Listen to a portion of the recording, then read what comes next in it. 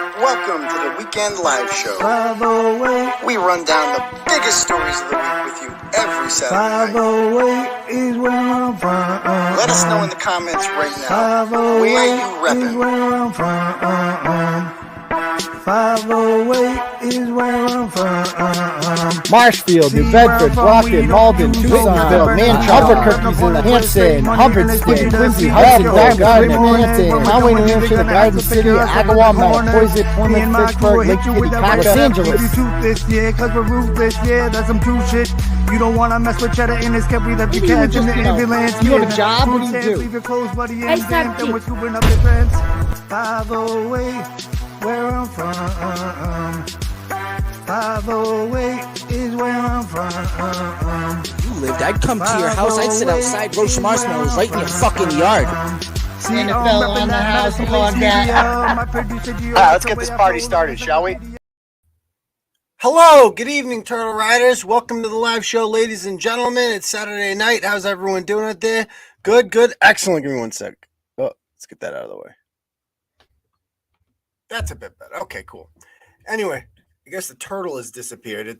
It's a blue screen, but I don't know if there's too much light or something, but whatever. There's a turtle boy on there somewhere. Anyway, how's everybody doing tonight? Good, excellent. It's Saturday night. We do this every Tuesday and Saturday night at 9 p.m., ladies and gentlemen. If it's your first time here, you're going to want to go ahead. You're going to want to smash that subscribe button for me and hit the notification bells so you get notified every time we go live. Like I said, we do it every Tuesday and Saturday night at 9 p.m., but occasionally I'll do what's called an impromptu live, just kind of out of nowhere. You never know. Like earlier this week on Monday, I did an impromptu live just because, fuck it, I felt like showing the world my entire conversation with Chille. Actually, and this was actually put in doubt in case you guys didn't see the new video that went up today. I was going to save this for the end. Let's just start with this real quick. So our old friend, and I'm not going to dedicate much time to her at all in this, believe me, but our old friend Krusty Panties there, she seemed to believe that I was not being truthful. So basically, when I shared all my screenshots of my conversations with the Chillmeister there, whatever, Chille's, I don't even know how to spell it. Is it with an I at the end? E? Sometimes I get confused, but Jose, we'll just call him Jose. Glasses guy.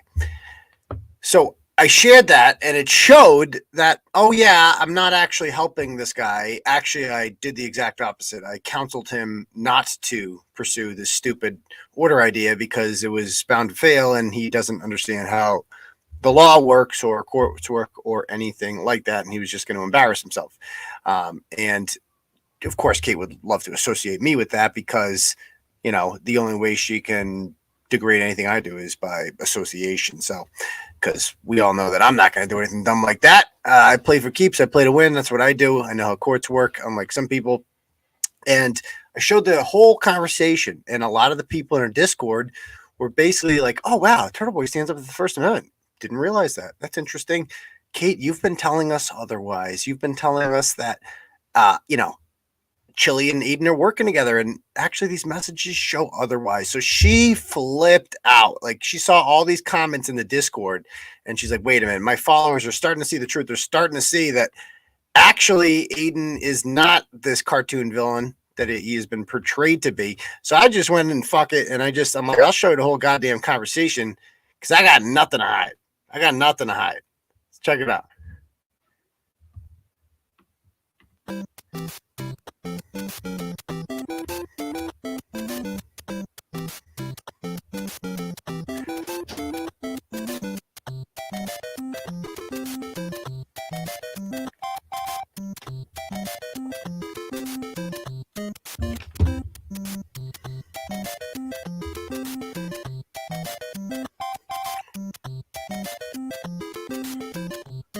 He responded in the affirmative.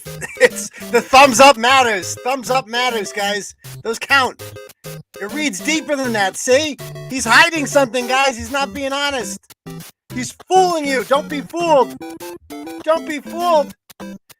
Oh, wait. We like Turtle Boy. He's being funny. Oh, wow. Actually, he's not so bad, is he? Oh, no. Oh, no. I mean, yeah, I guess he's a little bit smart, but I mean, I hate him, guys. We're supposed to hate him. Remember, he's bad. Turtle Boy's bad. He's bad. Oh my God, oh, Chille definitely has phone calls. We believe Chille now. You heard that? Krusty Peters believes Chille. Oh yeah. Oh yeah, this totally shows that they're plotting, guys, even though he specifically said, no, I'm not coming to court. Besides that, it's legit. Yeah, there's a lot missing there. Let's see the rest. Okay, here's the whole freaking thing. Crusty panties. Dun, dun, dun, dun, dun, dun.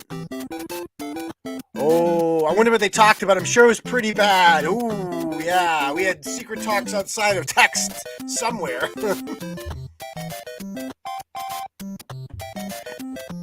Yes! Oh, wait, no! They actually prove I was helping him. Oops! Horrible self-own. What a self-own. I mean, he kind of believes in the First Amendment. No, he doesn't. He's bad. We told you he's bad, folks. We said he's bad.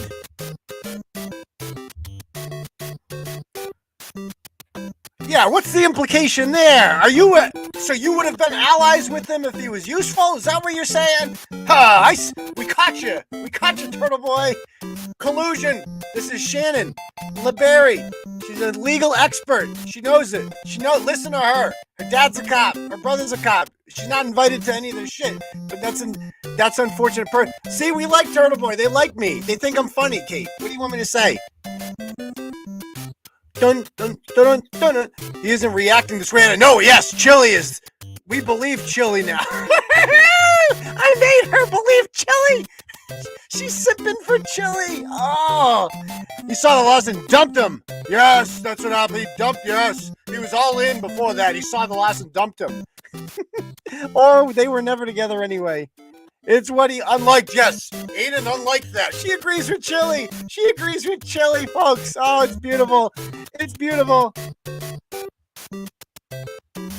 Oh, and then they're posting James Krieger, Turtleboy Sports, or what? Oh, they're posting that. That's when you know you're winning.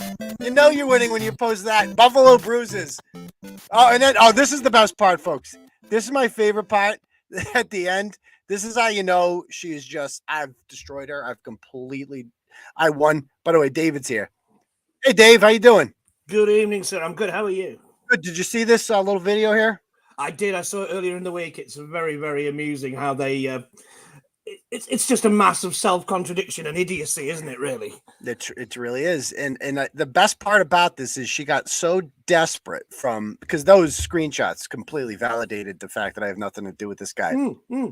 And she was so desperate now because she sees all these people like, wow, this guy's not so bad. She's like, I have to make him look bad. So did you see what she shared here in the Discord? No. Check out on the screen. Look what she shared. I'm going to have to blow it up a bit. It's a bit... Oh, there we go. Does that look familiar? The thing that she shared, guys?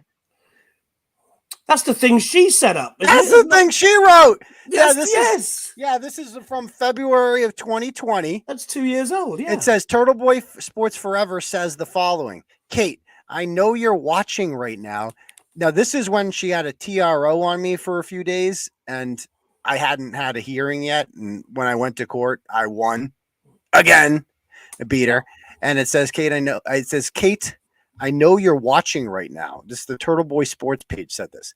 You fucked with my business, my livelihood, and my family, you vile cunt. This is a promise. I will ruin your entire life. I think she meant to say life. And I won't stop until everything you love is burned to the ground. 2 days later, she burned a truck. You will suffer more than you have ever suffered before. You poked the turtle. Good luck, bitch. So we all know by now. I've shown videos, and I can show it at the end of this if any of the Peter readers want to see it. I can get into the back end on Facebook, and I can see who logged into the account at the time that this was posted. And as fate would have it, she logged in at the exact same time that this was posted using an account called H. Paul, which I also have proof. Paul, yes, that's right. Which I also have proof that she that was her account. So yeah, she's desperate when she's like, what can I do to show them I'm bad? I know. I'll show them the thing that I posted. And she went to the police with this, and the police were like, bitch, you posted that. They're like, you didn't post shit. Are you kidding me? She tried to get me arrested on some bullshit. She couldn't because she's a fucking psychopath. But anyway, that's that. It is hilarious how they drive themselves into the old, the enemy of my enemy is my friend. And they are literally aligning themselves with people like, the dog murdering wife beater Ryan Waters. They're aligning themselves with Gaffney. You know, it's embarrassing. Not a good for look. them. You know, Not a good look. It's not. Not a good look. So yeah, in case you guys haven't, I guess Deb is a little under the weather tonight. I don't even know if she's in the comments right now, but not feeling too good. So she's taking the night off, and we got David here. Luckily, David's tapping in from. I didn't wake you up in the middle of the night, David. No, I was just about to retire to my pit, and your message, you timed that brilliantly. I was just about to head to bed. About and your to retire. message came through, so yes. So we're all good. Excellent. So guys, look, I went ahead and I've shared the link to this stream on the various social media pages that I currently run on Facebook. You can follow me. My personal account is Clarence Woods Emerson. My the Turtleboy account is called Turtleboy Daily News. That passed 36,000 followers yesterday, actually, so that's pretty cool. Follow my Clarence Woods Emerson account too. I think I got like 28 on there, so you add that up, that adds up to like 64,000. So that's not too shabby. We're going to get to a hundo. You'll see. And then on Twitter, you can follow me at Dr. Turtleboy. I am red hot on Twitter. I've gained almost 10,000 followers on Twitter this month. I am at Dr. Turtleboy. That's DOCTOR Turtleboy, because if Jill Biden is a doctor, then so am I. And that really got someone bent out of shape in the comments the other day. I saw somebody's like, wait a minute, you don't even know what a doctorate is? It's like, oh, dude, they're not sending their best. They are not sending their best, dude. I'm also on Twitter at Turtleboy Phone. You can join the Facebook fan page called Turtleboy OnlyFans. There's a million ways to consume Turtleboy. We're on the gram at Turtleboy_daily_news. And I do have an announcement. So we are going to be, even though we've grown a lot in YouTube, like in the last month, we've gained over 1,000 subs on here. And I think we're up to like almost 22,500, I want to say. Eventually, we're going to discard this channel and move everything to Rumble. In case you guys haven't seen, Rumble is quickly becoming a serious rival to YouTube, particularly when it comes to free speech. Russell Brand, you know who he is, Dave? Very well indeed. Yes, he started over here, of course. Yeah, he's a pretty popular bloke. It's very strange. He's like me, that he started off with very liberal. Yes, quite left-wing politics, and yes, he is. The behavior of the left has driven us away from them. Yeah, COVID especially has driven Russell Brand to the. He got red pilled by that, so he got 5 million subs on YouTube, and they took some. I don't know if they gave him a strike or something because he had the wrong opinion about the climax, like we all did. One of his videos as well, right? Yeah. They took down one of his videos. He's like, "Fuck it!" Like one strike was all he needed. It's like, I'm going to Rumble, because that's what you could do when you have you have 5 million followers like that. You just go to Rumble. People are going to go there. So we're eventually going to do that too. Eventually, because I'm so sick of like shit getting taken down on here. So many good videos of ours have been taken down. Even tonight. There's like, I'm not going to show the Quincy video tonight because you've probably seen it. Most people have seen it, and I'm just not risking the strike. Like somebody could just be like, well, it's abuse of children he's promoting. It's like, no, we're talking about it. So, but it's like, I'm just so sick of the rules on this platform. So, and for a long time, YouTube has had a monopoly. And by the way, we can't monetize on here. So Rumble, you can. So as soon as I saw that the Rumble does live streaming and monetization, I'm like, I'm out. So we're going to be going there eventually, guys. So go and like our channel if you haven't done so already. We're going to try to build it up first. Just search for Turtleboy on Rumble. I believe we're just Turtleboy on there. So go check it out. All of it should be in the comments below or in the description of this video. All the links to our podcasts, stuff like that. So follow us everywhere. But I know, I know Stephen Crowder's trying to do the same as well. Get people to go to Rumble, but he's still got, from what he was saying, he has about 80% of his views, even though he live streams on both at the same time and keeps saying, go to Rumble, go to Rumble. There's only about 20% of the audience on Rumble and 80% on YouTube. So at the moment, he's still doing both. While he's I mean, that's what sucks about this whole thing is that, like, and that's why I never left Facebook or Twitter. Because people are like, it's like, well, I'm not going to, I want to be where the people are at. It's like, and people are just addicted to this shit. And you just have to train them. Eventually, you're going to have to be like, well, I'm just not going to be on YouTube at all. I'm leaving it. I'm going to Rumble. If you want to hear me, I'll be over there. Of course, it will start off. You'll have a smaller audience, of course. But, that's how you got to build it up that way. It's like in the long term, it is, I think it's for the better. So anyway, guys, so let's hope they don't become YouTube and curb cave into the left. And well, they're owned by locals, and that's a Dave Rubin platform, and so Rubin, so like I have pretty good confidence that Rumble is not going to pull a Patreon. They're not going to start to ban people based on the wrong opinions or whatever. So I have faith. Glenn Greenwald's there. A lot of people that I look up to are on Rumble, so I'm going to be there too. So anyway, folks, I have gone ahead. Like I said, I've shared this on the social medias, but like how we like to start off every episode is with a little thing called Where You Reppin'. So let us know in the comments right now, where are you watching the live show from tonight? Oh no, he's literally gay. I had no idea. Oh no. Burn him at the stake. Can't use his platform then because he was gay. Oh dear. Burn him at the stake. This is the 1740s, yeah. Yeah, I know, right? Oh no, I care. He sucks a dick. All right, Manchog's in the house. Glendale, Arizona's here. Lowell's here. Mattapoisett, Whitman, Dudley, Scituate, Laconia, New Hampshire. Mizzou is in the house. Dennisport, Tucson Turtles here. Mashpee's here. Milan is here. Milan, Michigan. That's a new one. London, Ontario, Canada. You had me in Ontario. The Canada part wasn't necessary. I got your tank. Nashua's here. Long Island is here. Salem, Framingham, Dunellen, Florida. Did the cane hit you down there, Cheryl? Hope you're okay. St. Albans is in the house. Shawana, Wisconsin. The fire station. Let's see. Tied to Unk's bed. Jeez Louise, Carrie. You're supposed to say that for the end of the show. Full membership. Right? Fall River, Shelburne Falls, Boxborough, Canton, Buzzard Bay, Manchester, Norwood, Walmart, Buggery, Ponce Inlet, Florida. No electricity, no Wi-Fi. Okay. Gayhead, Massachusetts. All right. Rockland is in the house. God's Country, Memphis, Preston, Connecticut, Charleston, your basement. Excellent. The YouTube, let's see. Brevard County, Florida, New London, Connecticut, Townsend, LG's new house. It's a cardboard box. That's an upgrade, actually. Good for her. She's under a bridge. Yeah. There we go. Clarissa posted there. That's the link to it. Thank you. What else we got? Denver's in the house. North Korea, Conway. Okay. Dorchester, Coleraine, South Central. If I missed you, Taunton, Wareham. If I missed you, I missed you. I still love you all. And by the way, guys, if you'd like to donate to the show, you can't on Super Chat anymore because we had the wrong opinions on. It's one of the reasons we're going to Rumble is because they took it away from us. So, and it is what it is. So we just went ahead and we built our own thing called Turtle Chat. So what you guys can do with that, is you can click on the link at the top of this stream, and that will bring you to a thing called Turtle Chat. You can donate whatever amount of money you want on that.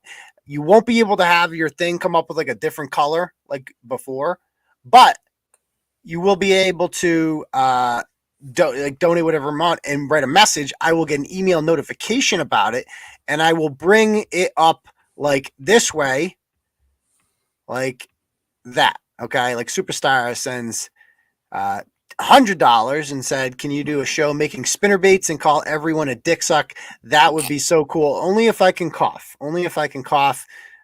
Till my lungs are about to fall out. So, all right, cool. So that's how you guys do it. It's linked to the top. Again, this is what we do for a living here. So it's always going to be free to watch Turtleboy, but any support you want to give is graciously appreciated to the journalism that we do here. Oakley dokley. So let's just jump in and get started. So got no dad beard. That's okay. I can do this. I used to do this back in the day. I would just bring up the blogs myself. So I got FTK in the background, and I want to bring him up soon. So I'm going to start with the blog about the video that he did last week. So I see you there, FTK, in the background. I'm going to bring you up in a minute. I just want to introduce your blog here. So there was these predator poachers. They're everywhere, man. They're everywhere, but they're really doing God's work. I don't care what people say. I'm completely pro predator. Like, I feel like these guys should be getting more recognition, the amount of people doing this, because they're really getting results. Like they're not just doing this to like just shame some people and get some YouTube. Like they're getting people in jail. And this gentleman right here, his name is Wayne Allaire. We call him Winchentucky Wayne's from Winchendon. And this is the longest video I've ever seen. Obviously, we're not going to watch the entire thing, but I was watching this live last Friday night in Westminster, and this guy was looking for a 12-year-old girl named Ava, and he was actually there to have a threesome with another girl who was 13. which I've never seen before. And by the way, usually they're looking for boys. It's nice. It's nice to see somebody actually looking for girls for once. I mean, like, it's like leave the boys alone. Like, seriously, the Catholic Church has done enough to them. Quite frankly, Well, leave the true, boys yeah. alone. We've had enough gay pedophiles. It's about time the straight Aren't there any straight pedophiles out there? Jesus Christ! God, yes, for God's sake. So, usually, like I said, they try to make up excuses when they get caught or run. That's another thing you see a lot is they run away. They're embarrassed and then they get chased down. The pedo poachers usually don't like that when they do that. And they get their license plate and all that. Not this motherfucker. Not Winchentucky Wayne. Winchentucky Wayne sat down at Cumberland Farms for a good 2 hours or so there. And he just admits to everything. Now, I was watching this live and I'm like, okay. This guy is obviously like retarded or something. Like, I'll just show some clips here. Like a house party in Sayola instead of drinking and driving because a lot of people getting killed. Actually, hold on. Let me pull up on the YouTube one. They took the LGBT tag off Dahmer. So did they really? Have you watched the Dahmer one, David? Have you watched Dahmer on Netflix? I haven't watched it, but I did see the tag had been taken off because apparently, whilst the LGBT movement loves to be associated with all things Hollywood and pretty much is, they don't like being associated with stories about infamous mass murderers for some reason. Yeah, an implication that Dahmer was one of their own did not go down well with our many-lettered community. Yeah, and did they point out that he's a racist? Like, so Dahmer, I didn't even know this. I didn't know much about Dahmer. I knew he like ate some people.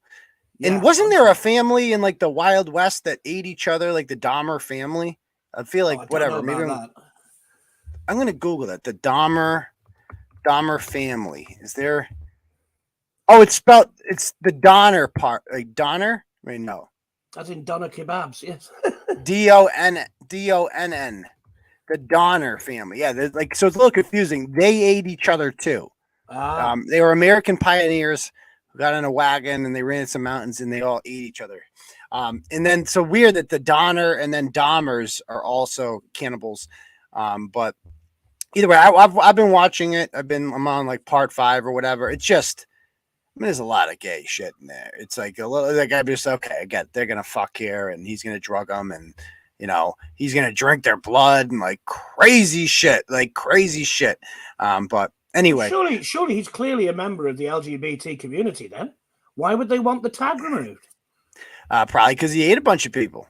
Oh, that'll be it, yeah. Yeah, and he's racist. That's even worse than eating people. He's also racist. Worse than anything, yes. Well, 10 of the 17 victims that he killed were black, actually. Okay. And well, maybe he wasn't racist. Maybe he really liked black people.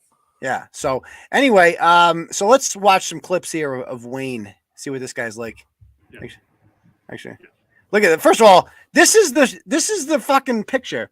What? That Wayne sends. Like, and I've said it before, and I'll say it again. Like, do these pedophiles ever like freshen up? Do they ever try to like put in a little bit of effort? Like, if you're into kids and you want to fuck kids, then like every time you try to fuck a kid, you should be putting in as much effort as an adult trying to fuck another adult. You should shower. An absolute giveaway. If he's getting positive responses to that photograph, it's clearly got to be a setup, hasn't it? That's what I said when I was watching this. I'm like, dude, does this guy really think like, oh, suppose there is a 12-year-old out there who's really into older men or whatever. Okay.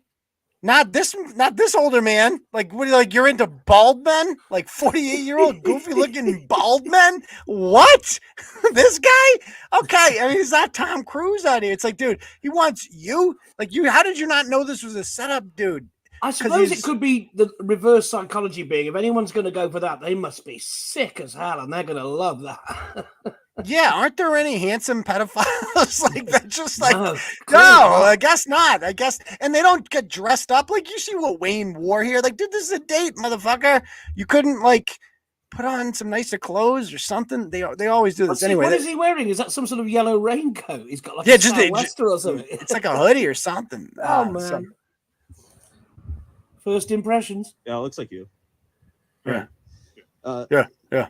Then she said, "Cutie, but I don't believe you. That took too long. Send another taking a peace sign or something." You said, are you going to show anybody now? She said, no, I don't want anyone to know. I'm talking to older guys. I'll get in trouble. That might be true, right? She might get in trouble. Who would she get in trouble by? You? Me, probably. Yeah. Yeah. And then you sent another picture. And again, is that you?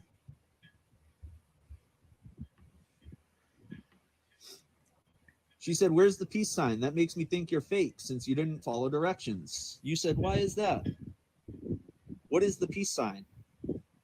She said, like holding 2 fingers up? LOL. And then you sent a picture. Another one. Is that you holding 2 fingers up? Yes? Yeah.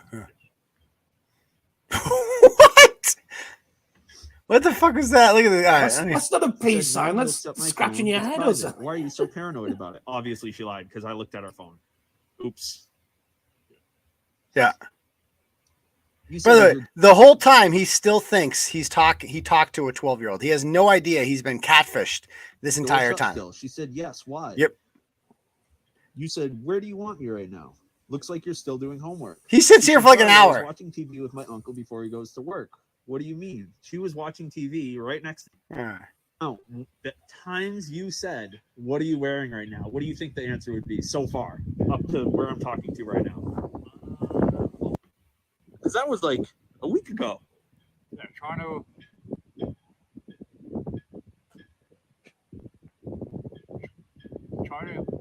ignore her messages to what? Your hands down below. One of your hands down below and stick one of your fingers inside of you. So you were. Well, this is what he tells. Listen, what he tells the girl. Let's check this. You know? Hers or yours? Mine. You want to know if she could feel your. Not yet, Bosslet. We're gonna get to that. Your massive 12-inch long. He told the girl he had a 12-inch dick too, yeah. And he sent a dick picture which proved he didn't. Oh, you guys can't hear this?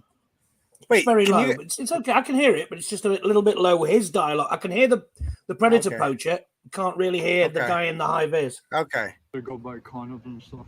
Better. She told you to? Yeah. Oh. Well, she didn't ask you, right? Oh, she told you to. All right, so let's keep going. You said, where is your hand right now? She said, on my phone texting you.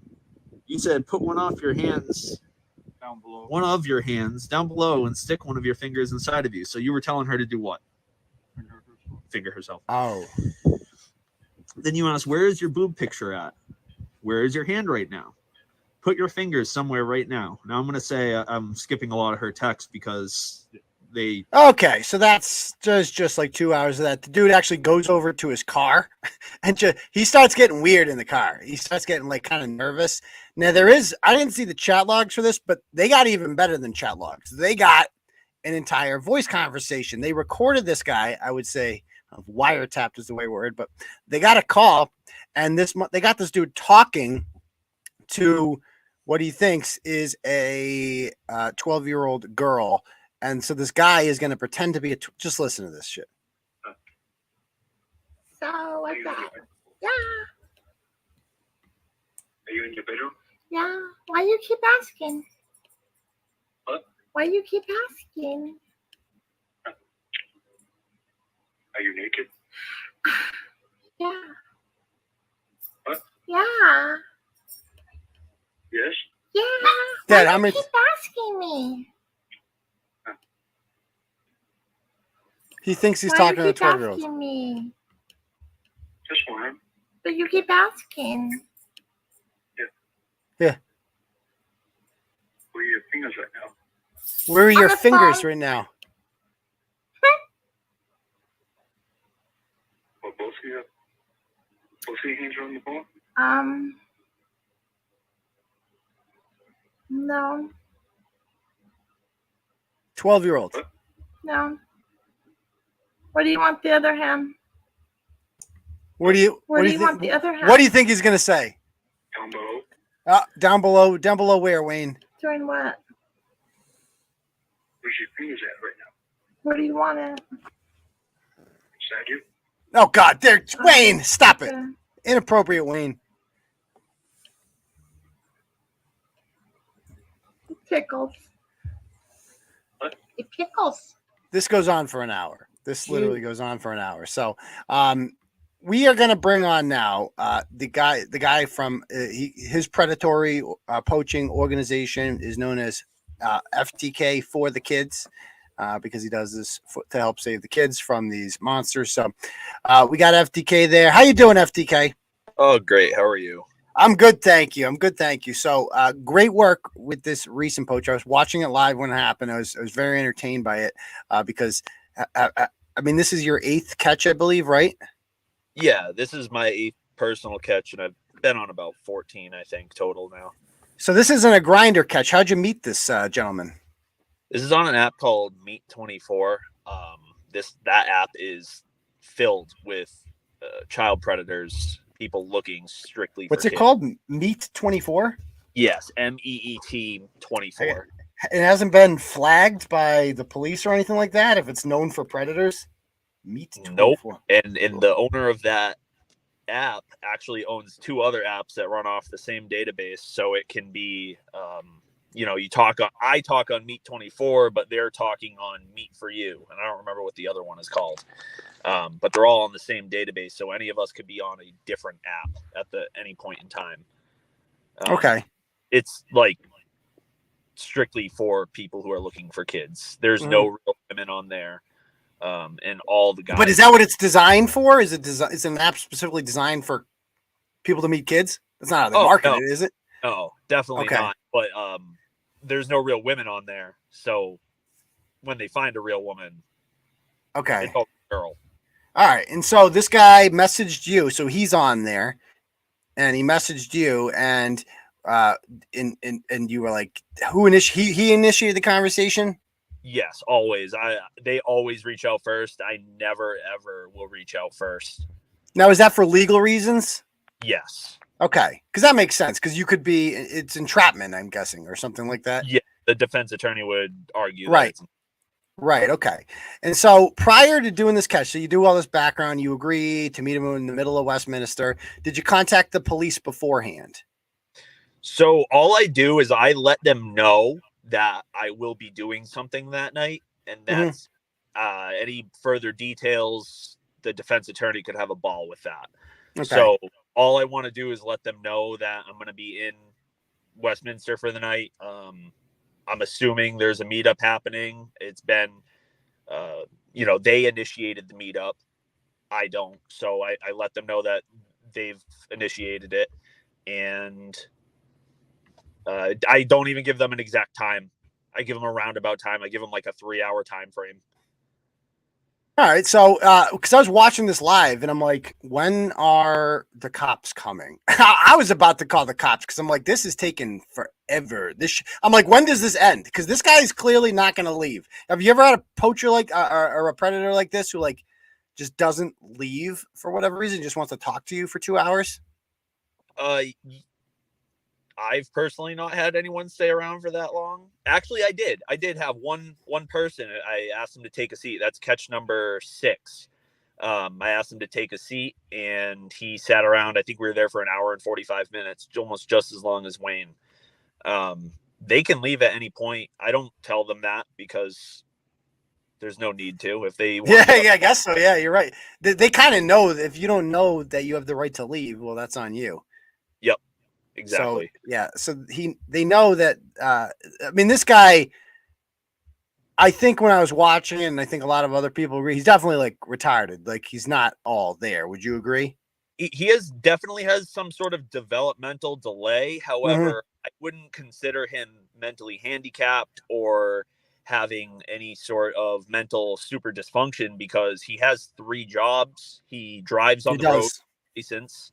And I did my own tiny competency test, both during the phone call and during the chat logs. And he proved himself to be pretty competent in knowing what he was doing throughout the entire. That's the thing. He knows it's wrong because he's always asking, like, is there an adult around? Like he knows they're 12. The fact that he's doing it all secretly and stuff like that, he clearly knows it's wrong. And he was caught 3 years ago. You were aware of that going into this, that we posted it in the blog. But there was another incident in which he messaged a 14-year-old girl on Facebook and said, hey, are you single or taken? And then the mother took over the conversation and he asked to see full body pics. And then the mother pretending to be the girl was like, I'm taking the dog for a walk. He's licking my hand. And he goes, can he lick somewhere else? Like he wants her vagina. Like he's obsessed with licking poon and like underage poon. And so he's done this. You'd seen that conversation before. Is that right? Immediately. The first thing I do when I talk to someone is start digging up info on them. Yep. As soon as I age drop and you start talking, I have a Word document that I just start typing away on. As much info as I can get, old phone numbers, new phone numbers, emails, social media accounts. So this was the first thing that popped up when I went on Facebook and looked up his name besides his personal account was this post. So I knew from that point. So, and the ironic part about that post from a few years ago is that he was given a chance by the Winchentucky police. They basically gave him a mulligan, said, no more fucking with little girls. Don't do that. You can't do that again, Wayne. You got to stop. So he got caught. He knew that he got caught and he just couldn't help it. He's probably done this several times. What? You get a free pass on the first turnaround? So those chats weren't illegal per se. They were gross. They were immoral. But nothing there was illegal. So that's why he got a free pass. Right. He didn't try to have sex with her in the chat, I don't believe, or anything like that. Entice a minor to come and meet him. Right. And so, and that wasn't the plan. Like the mother didn't, he messaged a 14-year-old on Facebook, and the mother, the girl alerted her mother, and the mother took over and just fucked with him a little bit from there. Yep. And so that's how that whole thing kind of developed there. And so this guy, I mean, I listened to the whole freaking hour-long conversation. Can I ask you what that conversation, you recorded that? You obviously didn't tell him you were recording it, right? So the person that was doing the phone call with him is in a one-party consent state. There you go. Good. Okay, good. As when we stream them on YouTube is technically a second party. So even if the person doing the phone call is in a two-party consent state, unless it's an all-party consent state, it's fully legal. That way, there's a third party, two people of the conversation. No, I think the wiretapping laws are stupid, to be perfectly honest with you. Just like so you could just say, I mean, how do I know your person was in Rhode Island when they did this? Like you just say they were. So how do you prove otherwise? You know, like it's stupid. Yeah. It's like so you got this guy, you talk to him for a freaking hour pretending to be a 12-year-old girl. He said some of the nastiest shit possible. And then when you saw him in person, he just admitted to everything. Like it was wild. Like I took out some highlights of the transcript here where he said, keep it between me and you. Are you going to tell her about that? So at the end, it's my understanding that by the end of this, he still thought the 12-year-old was real. Is that true? I told him at the very, very end when the cop walked up, I let him know that he was not talking to a real girl. He was talking to me the entire time. However, I don't think he heard that. His brain was spinning. He was definitely paying attention more to the cop than he was to me. And for good yeah. And he says she was fingering herself with 2 fingers and she got wet. He said they called her daddy. And then the weirdest part is how he asked him to go into the woods. Like to me, it's like you want to go into the woods and have a threesome with Wayne of all people. Like, yeah, that's what 12 and 13-year-olds, they want to have a threesome with Wayne in the woods. That's exactly what it's. That was some murderer shit. Yeah, does he even, where does he live? Does he have an apartment? Does he live by himself? He lives in Winchentucky with his mom. Oh, he lives with his mom. Okay. Yep. I mean, like you said, he's competent enough to have a car. He has a job and stuff like that. So to me, I agree with you. He passed the competency test. He's obviously not all there, but it doesn't matter. It doesn't matter because, like I said in the blog, a kid getting molested by somebody who's mentally retarded is just as traumatizing as getting molested by somebody who is completely, in full control of their mental capacity. Yeah, absolutely. So it doesn't get asked to have Wayne's a danger to the community, whether or not he's retarded or not. He's a danger to the community. And props to you, man. The dude got arrested. Like they went to his house 2 days later and cuffed his ass, man. So yeah, I turned everything in on Monday after when I could bring it to the detective. And they got the warrant about 2 hours after that and went and snagged him at about 3:45 in the afternoon on Monday. So about 3 hours later. Well, that's great stuff, man. Great stuff. So, you got anything else in the works here? Any other catches coming up? Oh yeah, I still got my whole list going on. I just wait for them. I want them to get charged. I want them to get a conviction of some sort, a disposition on their case. I don't want it to get tossed out. But I do have to say, out of my first 3 catches, catch number 2 and catch number 3, one received, it seems like, a supervised probation, and the other one a unsupervised probation, continuance without a finding. Yeah, it's pretty fucked. Yeah. These guys knew what they were doing, and they were talking to me for months, but they took a plea and received a light probation. And I think if you're not okay with it, anyone in the chat, if you're listening, you have to speak up, and we need to get these laws changed. People who are attracted to children are attracted to children. Like, if I'm attracted to redheads, like, I'm going to be attracted to redheads. That's not going to change. Right. So they shouldn't get a second chance to get out and go reoffend and go have a victim. It's ridiculous. Or else, I mean, this is what the sex offender registry is for. And this is literally why it exists. Put on. Unless they violate probation with, another kid and have another, maybe I catch him again, they're not going to get put on the registry. That's the problem. Yeah, because quaffs are just literally, for those unfamiliar, it means nothing. It means like if you don't commit another crime for a year, the whole thing disappears like it never happened. That's what that means. And so it's not like probation, at least, like, means that, like, you've committed a crime, and if you violate that crime, you go to jail. Whereas a quaff just means that the charges don't disappear, they come back. That's all that means, if you violate within the next year. So, and all he has to do is just not get caught doing it. He's probably gonna, like you said, he's gonna have the thoughts, he's gonna want to fuck kids. And I mean, I cannot believe how many of these people are out there in such a small freaking area. Like, it's unbelievable. Doesn't that freak you out? And I mean, my entire list is southern New Hampshire, southern central Mass.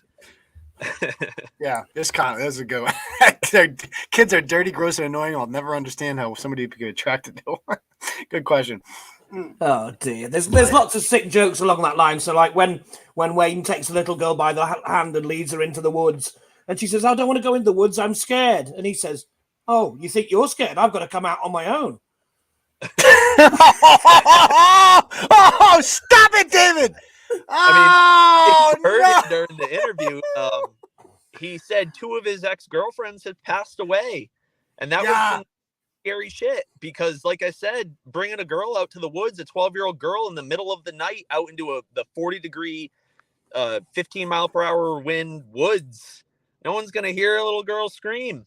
Like, has Wayne killed someone? I think. I don't know. Opinion. This isn't libel if it's opinion. I can't even say that I think he did. However, the surrounding situations regarding their deaths, one had a seizure, fell and hit her head and died. And the other one, the mother commented on the video and said that she had an accidental death in her car. Those are 2 sketchy situations. Okay. Yeah, it's like I found one on Wayne's page that night, and it says, like, some chick writes, "Why are you mad? It doesn't matter. You have a boyfriend. Why are you nasty? No, I don't. You're mean. Bye. I'm too young. You're 50. I don't even know so maybe this is one of his ex-girlfriends. I don't know, but either way, hopefully something happens with Wayne. So, because he's a danger to the community. If you want to check out his side of the chat logs, I edited every single screenshot I had to remove my stuff because I'm still using that decoy. But you can go check out my Facebook. I have all of them posted up there, and you can see how truly terrible he was, and knowing what he was doing was wrong. It was really? Oh, yes. Okay. All right, guys, go check them out. It's For the Kids on YouTube and Facebook, and give them a follow. Subscribe to their channel. Check out some of their. I'm entertained by it. I follow it, so hopefully you guys do too. Thank you for coming on, sir. Appreciate it. Good luck. Keep up the good work. All right. Thank you very much. Have a great All night. right. Bye. Man, Dave, the predator poacher stuff is just, I mean, I don't even do those. I'm not the one going and catching predators. I'm just the one writing about it. And it never stops being entertaining. Like, it's freaking crazy, stuff. Yeah. And still stomach churning at the same time. It crosses a whole spectrum of emotions, doesn't it? Yeah, spectrum is a good word there. Okay, Absolutely. so let's talk about the story of Quincy here. We have a mother here who, again, I'm not going to show the whole video because I don't trust YouTube and they might like shut it down. So you've probably seen it. Where's the original blog? Let me go to the original one. Here, hold on one sec. Let me check real quick while I'm doing this. I don't want to miss any donos if I got any. I did get one. I got a Cash App here from 7 Pounder. And by the way, guys, my Cash App, if you'd prefer to do the Cash App way, is $ Uncle Turtleboy. I will read whatever message you sent, even if I don't agree with it. Like, for instance, like I just read the cards here. I don't endorse anything that's being said. 7 Pounder sends $10 and says, "For Boozy Susie, stop texting me at 1 a.m. psycho." Now, to be clear, he paid the $10. He can write whatever he wants. I disagree with that. I like Suzanne. Okay. Be nice to her, 7 Pounder. Be nice to her. Or even better, would be a shame if Suzanne did a dono and then roasted your ass. That would be a shame. We wouldn't want to see that. Now, but this is what it's for. Turtle Chat is for, is roasting your enemies. Like talking, like I'm not going to say it. So you say it, you know, like that. It's so if you want to wish somebody a happy birthday, anything like that, this is the best way to do it. Again, the link is right at the top. You click on that link. You can donate whatever amount of money you want. I will get an email notification about it when you do. And that's that. Okay. I do have here. Let's see. I got a new order. I don't think this is the Turtle Chat, though. Today's 10/1, right? Okay. No, somebody ordered something. Okay. Well, it's the 2nd of October here because it's gone midnight, but yeah. Yeah. All right, cool.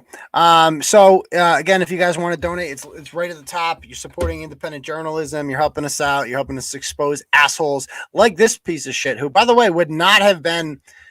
I don't think shit was going to happen unless we wrote about it, quite frankly. And the story really blew up. So there's this video that came out.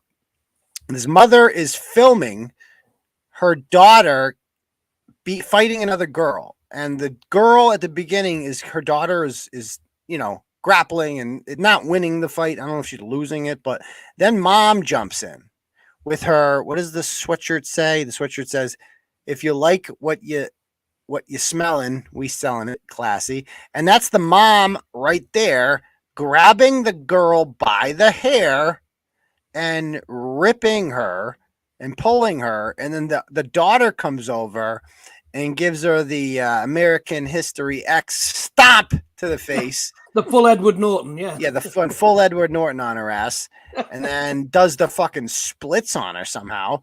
And then, yeah, like, and then this is the mother this is the mother's hand right here grabbing the girl's hand so she can't even hit back or anything like that. It was just completely unfair. And it's just, when you see something like that, like, how are we living in a world where parents think it's just so trashy? Like, people like this need to be put in jail. They certainly need to lose their kids. She's yelling in the video, "Hit her, Navia. Get that bitch, you dumb white hoe." I said it before, David, and I'll say it again.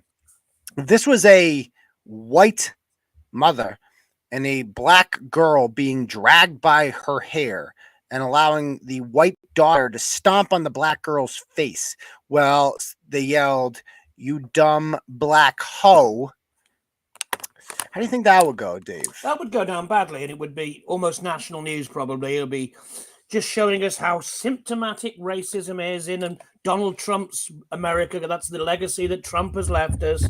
And, of course, when it's a white person, they're clearly she mentions the color of her skin, so it's clearly a motivation. It's clearly overtly racist. Silence, crickets chirping. Silence, man. And it's just, we're not even exaggerating. If it was the way I just described it, a black victim getting the shit kicked out of her by a white mother, like, that mother would be the most famous person in America right now.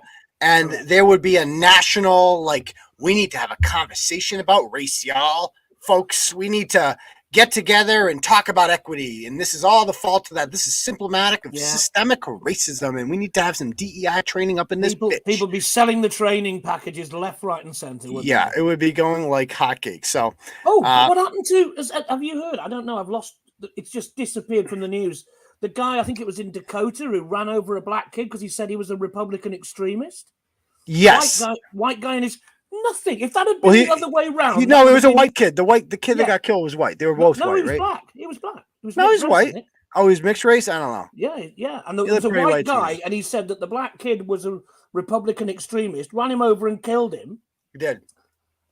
And when interviewed by the police, he was saying like, "Well, I just want this to go away so I can go home because I've got a family." Now, if that had been the other way around, he's by the way, if it had been a Democrat, if it had been a Republican killing a black Democratic kid, if he'd been a Republican that had done it, it would have been world news. But because the kid was a Republican, it was almost like, oh, well, you can just kill us. This isn't the racist sort of killing we want. We want it where it's a. I didn't even know he was black. I did not know he was black. I thought he was a white kid. He looks pretty white. He's pretty white. I mean, that's like calling the Dolphins coach black. Like, doesn't count. Like that's a white kid. Okay. It was too. To me, it's like if they always say, "Oh, I'm part black." It's like, you look pretty white to me. And if you come across as, But a Democratic politician killed a Republican journalist. I think that was in Florida, if I remember rightly. And that just hushed up. Oh, that was in Nevada. Nevada, was it? Okay. A journalist at the Las Vegas Sentinel or some shit. That's right. It was Vegas. Got legitimate oh, dude, I wanted to write about that too. That was a crazy story. Maybe I will. Insane, thanks for the reminder. Yeah. But anyway, back to this whole story here. So her name, the mother's name is Rakeima Norris. Of course, because what else would she be called? Yeah. So let me I did a deep dive into her last night. And I posted it pretty late night. So if you haven't checked out this blog yet, check it out. But there she is right there. Good Lord. And I have her phone numbers. We're going to give her a call. She's actually wanted awesome. by the police. And there she is. Her old man, Richard Keith Norris, says, "This me and my twin, my beautiful daughter, Rakeima, blah, blah, blah, blah, blah. There they are in all their glory. And this is grandma. This is because grandma said, right? I mean, they're saying my daughter, Miss Rakeima Norris, and my two beautiful grandchildren, Nevaeh. So that's grandma. That's a gilf if ever I saw one. Dude, no, she's not even hiding it. Like grandma's just like, I'm here to suck your dick dry, son. Like, look at this. I love cock. I love it. Like, this is on Facebook. I tell you, hey, Grandma. Monica would disapprove of that because there's not enough melanin in that giant penis there, is there? No, that is a melanin. She's just after a credit score. She's riding that white penis. Yeah, she's riding that white day. So anyway, the Quincy police post this on their Facebook page that they're aware of the disturbing video involving a female adult. And people had contacted the police before, and they were just like, yeah, we're looking into it. Basically, like, they aren't going to do shit. But now when Turtleboy writes about it, and this is the beauty of what we do at Turtleboy, is that I don't want to say mobilize the mob, because nowhere was I like, let's everybody contact the Quincy police. But people know when they're reading this, I'm going to contact the police and find out, because people were pissed. People were like, where is there's a racial component to this too. This has happened in Quincy before. 5 years ago, we did a blog on this. There's 5 kids from Milton just getting jumped on that pier. Pretty vicious video as well. Yeah. And so this morning, Quincy District Court issued a warrant for her arrest. Attempts have been made to locate the adults, but have been unsuccessful. We'll continue our efforts until she's apprehended. Court action is anticipated against others involved as well, but some are juveniles, and so blah, blah, blah. So there they are, 110 pounds. Ooh, skinny. Okay. And then there's this other video where she's done this to another girl before. She hits her 3 times, the same girl, while mom's videotaping it. There they are. And here's some messages that she sent her this is literally 3 weeks ago. We can meet up. Your daughter be ready to kill herself, and your mental bitch keep that same energy, ho. Your daughter got ran out of house neck. think she meant Huff's neck. Here's a thought. If the white girl had beaten up the daughter, we'd have another race hate crime on our hands, wouldn't we? Because the white girl's the victim, it's not been widely publicized. I bet you if the white girl had won the fight, this would have been a lot more public. Well, the white girl couldn't win the fight because the mother wasn't. That's why the mom was there, to make sure that she didn't win the fight. So, by the way, this is fucked up. They're saying that the daughters be ready to kill herself. Keep that same energy, ho. Keep your punk ass kid in Rockland. I'm down for an ass whooping too. So I guess that woman, her kid, they live in Rockland and they were just visiting their grandmother who lives in Quincy, and says, I'm down for an ass whooping too. Don't like your mother, still don't live in Quincy too. Keep your fat ass in place. Stop commenting on her shit. You got my number, bitch. Listen to this fucking voicemail she left. You want to get your kid or you, I don't know who's commenting on TikTok, on my niece's TikTok, but one thing's for sure, two things for certain.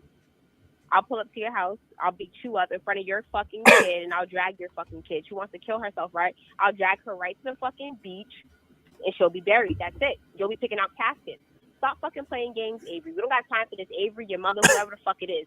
I will see all y'all tomorrow morning. So be prepared. That anything you have on TikTok and commenting on a little girl's TikTok, make sure you and your mother has that energy, because I will be beating you the fuck up. Just make sure you got a funeral home picked out in a fucking casket. Be ready, because you'll be looking casket sharp, my nigga. Make sure your hair's done and everything, because that's it. Well, that's rather disturbing, I'd say. A little bit. And that's uncalled for, I'd say. And so, yeah, that's and so this gets put out. And I'm telling you right now, I don't give a shit. Call me cocky, whatever. Like, this woman would not be having a warrant out for arrest right now if we did not write about this blog. Like, I got sent this on Wednesday. Yeah. I put it up there. Next thing you know, it went viral on social media, on various platforms, and here we are now. So, let me see here. By the way, let me. I could have sworn somebody sent me something about this. Give me one sec. Let me see, Quincy. I got it because I got her phone number. Let me send me her phone number. So I want to see if I can call. Was her phone on that goddamn voicemail? No, hold on. Let me see. Quincy mom. Let's see. I got so many emails about this. Okay, I got the voicemail right here. Okay, I'm going to give her a call. Here we go.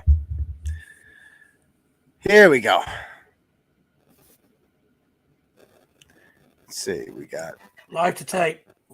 Yes, of course. Oh, by the way, I'm in Rhode Island right now, so there we go. I'm covered. Cool. 857-343. Okay. Even though that's Worcester behind you. Oh, yeah. Come on. I don't think she's on the run, so I don't know if she's going to answer. Hello? Please leave your message for 857-343-9294. Yo, what's up, baby girl? I heard you on the run. This your man Turtleboy right here. I'm trying to meet up. Maybe me and you can drag some kids together, stomp their faces in because they be talking that shit on TikTok, girl. And then maybe we can smoke some crack down at the pier. We go to Marina Bay, smoke some crack rock. I got the good shit from Diego there. And then maybe me and your grandma there, we could set up an OnlyFans date, do something like that. But either way, let's just kick the shit out of some kids. Because them bitches, them white bitches in Quincy, they be talking too much shit. And they've been getting away with it for too long. So me and you need to smoke that rock and, you know, maybe kick the shit out of 4 or 5 kids. Call up your grandma. We'll all have an orgy together. It'll be a good time. But don't turn yourself in, though. Because if you go to jail, the whole thing's canceled. So we got to do this before you go to jail, okay? So hit me up, girl. Bye. I don't know if she's going to call me back. I don't know. I left the message. I left a message. So we'll see. So I do have a couple donos here. Let's see what we got. We got one here. I'm going to bring up on this end. We have, let's see. We got a dono here from Boozy. Shots fired. I'm only texting you to ask you to stop sending me all the nudes. I'll get a deformation suit with an affidavit if they. Ooh, things are kicking it up a notch in the turtle world. Interesting stuff right there. I think I have one more. Let's see. I don't know if this is from the real Chille. No fucking way. I'm guessing not. Okay, I'm guessing this is not the real Chille. I don't think Chille has $10. He asked me to buy Kate's membership, Krusty Panty's membership to her thing, because he didn't want to pay for it himself. So he says, Chille sends $10 and says, "You are a total coward, man. You liked the post indicating you'd come to trial." It wasn't a trial, it was a hearing. "To support me. And you didn't even know I was there for your friends against Kate. And the only reason she succeeded. You need my legal scholar expertise. # we don't stop." Do you guys think that's really him? Do you think that's really him? It's mad enough to, because he is that fucking stupid. Everything in this thing, Chille. He does believe he helped with the suit where Kate got the order against her. He really believes he influenced that in some way. Everything he wasn't even invited. Everything in this email. So you'll see in the chats I put. I told, like, he's asking me. He's like, "When can I serve her?" I mean, like, he wanted me to serve her and Josh. I'm like, yeah, pick, like, Chille, like, he's just so out there, like, dude, I'm running a fucking blog here. Like, I'm doing shit. I'm running a media fucking entity here. I don't have time to fucking play your games here with Krusty Panties and Josh. Like, I don't care about them that much. I'm certainly not going to spend any time in my day. We're going to call back. Hold on. Let's see here. It's from an 857 number. Hello, live to tape. Yo, what's good, Turtle? What's up? Who's this? This Sean. What's up, Sean? Nah, yo, Sean, like, I'm called him, like, I really like your content, you feel me? Like, I really like what you do, you feel me? Like, I've been watching you for, like, a minute, and your viewers, you feel me? Like, I just want to give you, like, a congratulations on how everything's been going with you, you feel me? I see that, you feel me? And hopefully one day, I'll get like you. Oh, I feel that. Well, thank you. That wasn't the call I was expecting. I appreciate that. Wow, what you thought we were going to talk shit to you or something? What's up? I said, wow, what you thought I was going to talk shit or something? Yeah, most people do. Why? Because there's haters, man. The haters. What you be doing out there? You be doing something to get under people's skin like that. I be exposing bitches. You do? Yeah. Like, I be exposing hoes too, though. No bullshit. Like, I be exposing hoes too. It's true. Cap, like, somebody has to. True. I don't even hate you for that. You feel me? I'm a person that exposes hoes. I can't get mad at you for exposing hoes. Okay. Well, thank you, sir. I appreciate that. I appreciate that. Holla at me, bro. All right. Peace. Bye. All right, peace. I have no idea who that is, but thank you, sir. I appreciate that. That's not what I was expecting. It was from the same area code as the. Nice. I'm like, I thought it was her. The number came up fast. That's what I thought it was going to be her. I'm like, hey, I like you. Oh, cool. Wasn't expecting that. Thank you. But no, Chille actually said all of these things in the text message conversation. That's what I wondered. It's either a really he called, good clone. like, again, he called me a coward. Yep.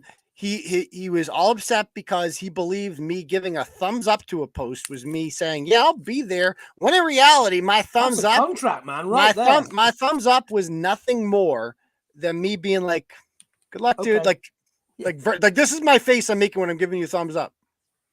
Like, good luck, dude. Like, okay. Yep. Sounds good. Like, I'm going to go and serve these people. And I'm like, dude, I'm not going to serve them. And I said, if you want to, I'm like, she's going to be in Boston in court tomorrow. That was before the September 6th court date.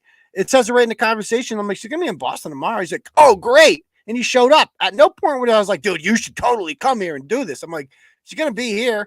She's talked about it on her shit. I know he posted that he thought that his presence there had influenced the verdict in some way. I'm going to get to that one second. So basically, with the rest of it, I just want to go part by part by this. Makes me think that this could be Chille. You'd come to trial to support me. I never said that ever. You didn't, even though I was there for you and your friends against Kate. Because yes, David, he truly believes that he is the reason that the victim in Boston got a full year restraining order on Kate Peter, and then got put on Kate Peter. The Boston police, she has a hearing coming up for this. She has violated the order by continuing to harass this woman and threaten this woman and make her feel unsafe, which is not a nice thing to do. And if you're supporting somebody like that, shame on you. That's disgusting behavior. I was there for your friends again. So Chille truly believes that she is the reason, or he is the reason, his presence there, that she got the order. Just to be clear, I was there. It was a detriment like even when the bailiffs were like pulling him outside, I looked at the guy, the court officer, who earlier had come up to me and thanked me for the Monica Cannon grant stuff, and I just go, I'm out there. They're not with me, and he's like, I know. And so they everybody knew that they're not with me, and even I wasn't sitting with the victim. Like I was all the way in the back. I'm like, this is. She has a lawyer. She has representation. She's going to say whatever, and they're going to fight this. And they won. And Chille tried to object. Like he kept telling the lawyer, object. He almost got thrown out several times. It wasn't a good look. And so now Chille's messaging me. Oh, so that, okay. And he goes, I have no problem.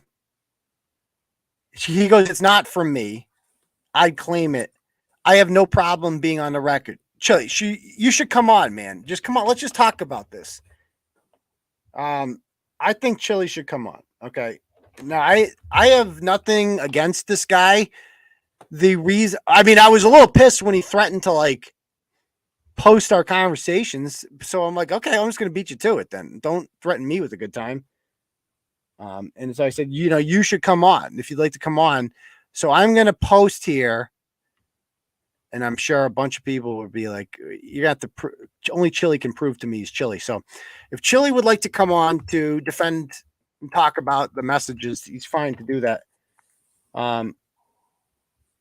He goes, people watch you, text me, tell me, no, I have not contacted you since. Huh? What are you talking about? What are you talking about, Chille? So you're obviously watching the program. So if you'd like to come on the show, Chille, you're more than welcome to. All people are welcome to come on the show and just talk about it. Let's just talk about it. I mean, I think it would be. So I know that the messages are not from you, so that's clear. That message is not from you. But you did say all of those things. Like you said that you were the reason that the girl got the order. And that we need your legal. You do call yourself a constitutional scholar. I believe that's the term you call yourself. And so it's like this. These are things that you have said before. So I don't know. But you're welcome to come on. I have nothing against you. You've never done anything to me. It wasn't cool to like threaten me like that. But I don't. To me, it's like showing our conversations. It's like you and I are both known for our transparency, right? Like we're both. I mean, I'm a believer in the First Amendment. I don't know if you are, but because as much as I disagree with Krusty Panties and I think she's a horrid, disgusting, disgrace for a human being, she has a right to be. Like in this country of ours, like even the most vile people have the right to speak, even if we don't like what they're saying, even though people might react to what they're saying in a way that you don't like, they still have a right to speak. And I think that the best antidote for bad speech is more speech. That's always been my thing. And that's like, because people always try to shut me up and they've been using similar tactics for years. And I don't play that. I believe in that everybody has a right to speak, and that if your arguments are weak, then it should be pretty easy to beat you. It should be pretty beat you in a battle of wits. So Chille says, I didn't share our convo. I was upset. But Chille, again, why not just come up here and talk about it? It's gay to like do the whole text thing and then I read your text. So Chille's saying, I didn't share our convo. I was upset. I have never shared our convo or anything. Well, you might as well at this point because I've shared the whole convo. So I was upset. So being upset is not an excuse for that, though. You got to learn to control your temper. You can't be so impulsive. Words have meaning. Like you can't just be like, well, I'm going to do this. Well, I'm going to take you literally if you say that. And you sounded pissed. You said it several times. And so I don't know, homie, I don't play like that. That's not me, I have an opinion on his legal influence in the case that was won against Kate and the order that was placed for a year. Chille didn't influence that at all. Because if he'd had any influence, we'd have lost horribly like he did when he tried to get a restraining order on her. And that's my big thing with the chat was like it showed that like, dude, not only did I give you advice, I insisted like you are not going to win this. This is not. I live in Massachusetts. Grounds for an order. You need 3 instances of this person contacting you, and you telling them I don't want you to contact me anymore. Unwanted contact, and then you have to prove that unwanted contact put you in fear. And that's one of the things I asked him. I'm like, are you in fear? because I refused to testify. He gave me a script to read. I'm like, I'm not reading that. That is emasculating. Like the day that I go into a court of law and tell a judge that I am scared of Kate fucking Crusty Panties Peter is the day I just give up and die. Like, I will never, ever do that. I'm scared of her burning my car. I'm scared for her children, I guess. I mean, who wouldn't be? She has neglected and abused them for so long. But Chille also says, you going to bring anybody else up on the panel? I think question mark. Obviously, somebody is mimicking and trying to sound like me. Well, that certainly appears to be what has happened here, Chille. Somebody has given me a dono in your voice, if you will, using your name, your brand. I think, Chille, you should come up again. I'm going to put the invite and you know, Chille, where you kept calling me a YouTuber. We talk about ironic, my guy. Yeah, he won't come on YouTube. You're like, that's the only place you exist is YouTube. You don't exist anywhere. Like, why would you not come on YouTube? And so, like, I'm not looking for drama. I'm just looking for a conversation. That's all I'm ever looking for is a conversation about this. And I think that I think this would be a healthy conversation for you and I to have on here. I mean, why do it via text? Why not just talk about it? Nothing. I wasn't afraid that you were going to show this text because I have nothing to hide. I literally stand by everything that I say. And all of my conversations pretty much end up online anyway. So what else is freaking new?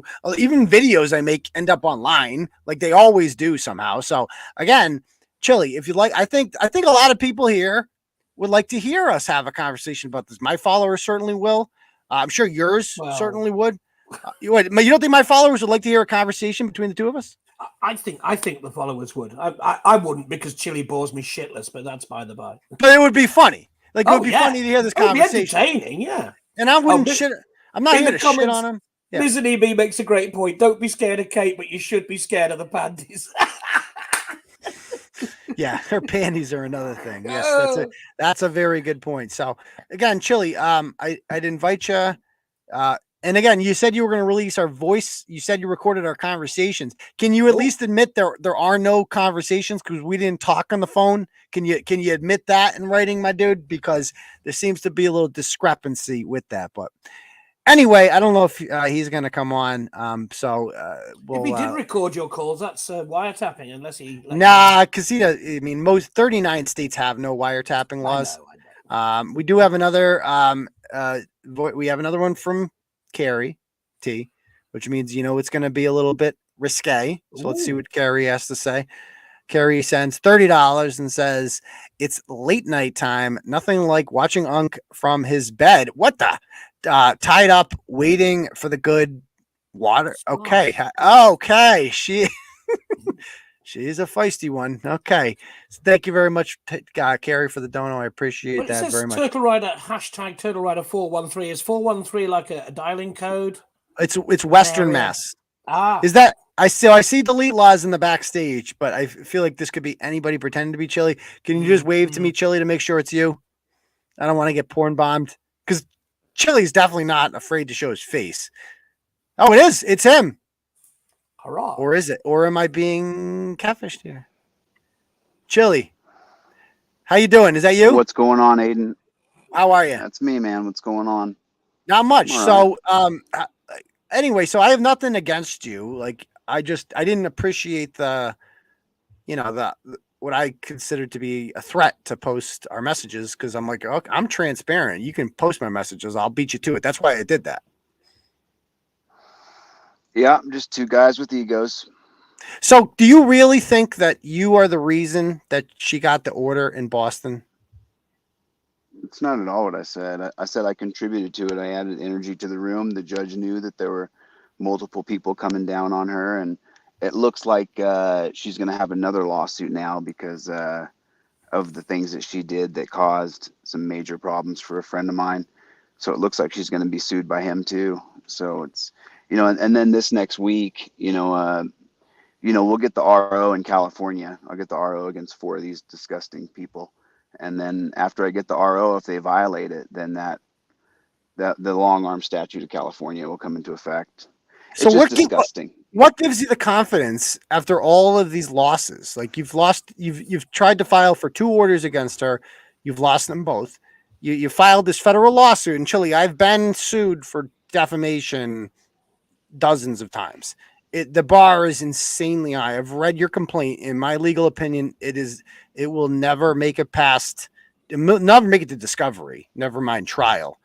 What makes you so confident after these losses that suddenly you're going to win? You mean that I lost a TRO hearing? Like 2 of that's them. not. You lost 2 of them, not right? really. I've lost. But more you than that. you guarantee to win. You guaranteed I'll continue to lose until I win. I mean, didn't you? I mean, when I met you in real life, I actually looked at you and realized that you might actually be a tough guy. So didn't you get your ass kicked at first when you learned? I mean, I got my butt kicked till I was 12 years old. I don't know about you. No, I've never lost. I've never lost. I got my butt whooped. No, Well, when you were physical. What does physical fights have to do with? Yeah, well, you lose until you win is the point. I lost every fight I had till I was 12 years old. And then after that, I won. And then, in everything I've ever done, you lose first and then you win. Am I concerned about losing TRO hearings? Not really. Well, I should have won. I should have been able to submit evidence. Well, obviously, I've talked to my friends. I can't guarantee wins in courts anymore because judges and courts aren't necessarily done. But she followed. She followed the statute. And that's what I was trying to tell you. Like, this is how the statute works in Massachusetts, and you weren't listening to it because you knew more than me. You didn't want to listen to my advice, and the judge did exactly what I knew she was going to do. In that, like, anything that Kate Peter or anyone has done she could have literally lit me on fire and threw me off the Tappan Zee Bridge and then shit on my face, and it would not help you get an order at all. The first filing that I did for defamation in federal tort law in Massachusetts was just to get the ball rolling. And now after that, the amended complaint will have 2 other categories added to it. And those, even if the defamation is not provable, the harassing and the stalking are provable beyond a shadow of a doubt. And not only that, how is that? No, let's talk about that. How is it provable? Like, how you is tried to prove last time for the restraining order, and you failed. Well, I don't know who. I don't know. I'll stay and talk to you, but I don't want to hear that fucking douchebag talk to me. Okay. I mean, it can be you and me. Sorry, I don't want to hear some. Hold on. I don't want to hear some fucking nobody who has no power. That's the Druid. Voice. We'll just let you say what you're going to say. I've heard him bashing me the whole time. I didn't come on here to talk to him, so he can just shut the fuck up. And no offense, David. I'm just gonna mute you so I can just have this conversation. Offense meant these guys are okay for you. Bitch, talking about me as though he's somebody. Hey, brother, let me clue you in there, bro. Everybody on the internet talks about me. Everyone. Everyone. You're a nobody. No, I mean it is what it is, man. My footprint's pretty big, and you know it. So on YouTube, but you don't exist. But you don't exist. But you don't even exist outside of YouTube.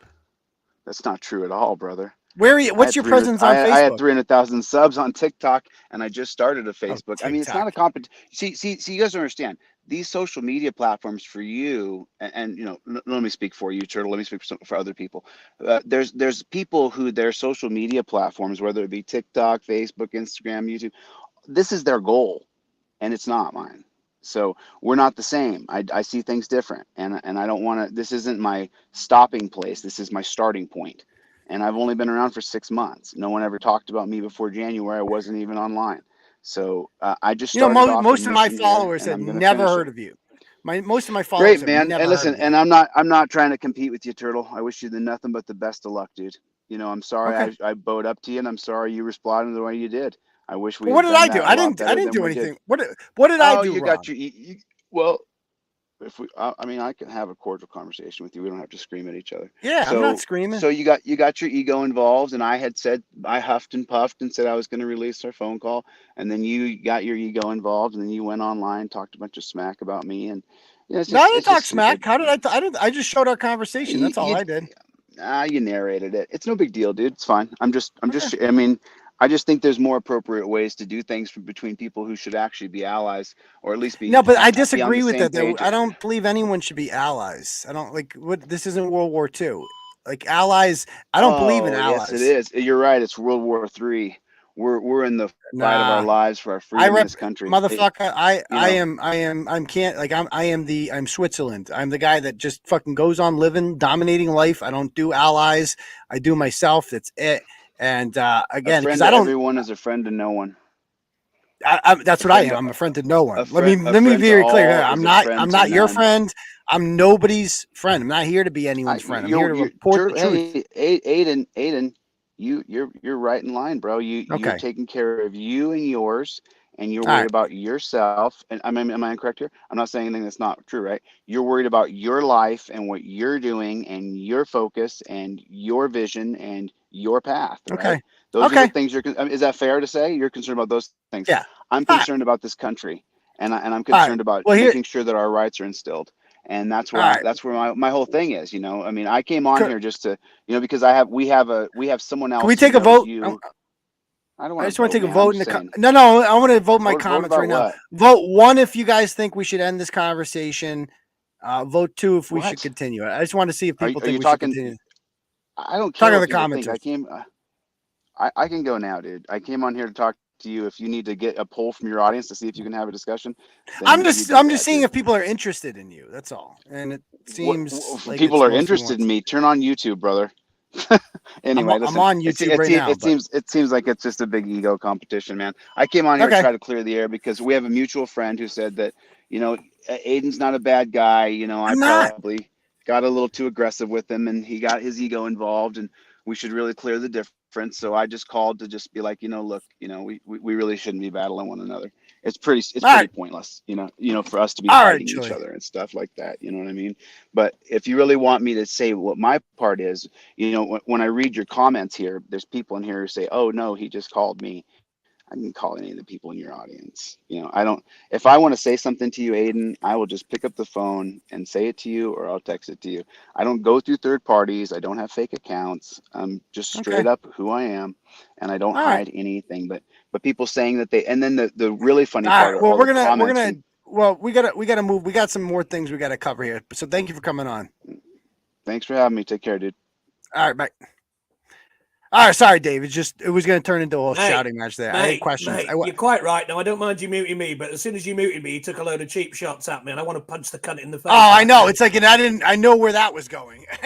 Was going. I'm like, I just wanted to freaking ask him questions about the whole thing. I know. So I took it like a man.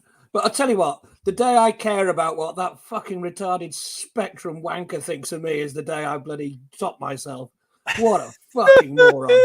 I'm sorry for ranting and swearing, but what a twat. Oh, you know, it's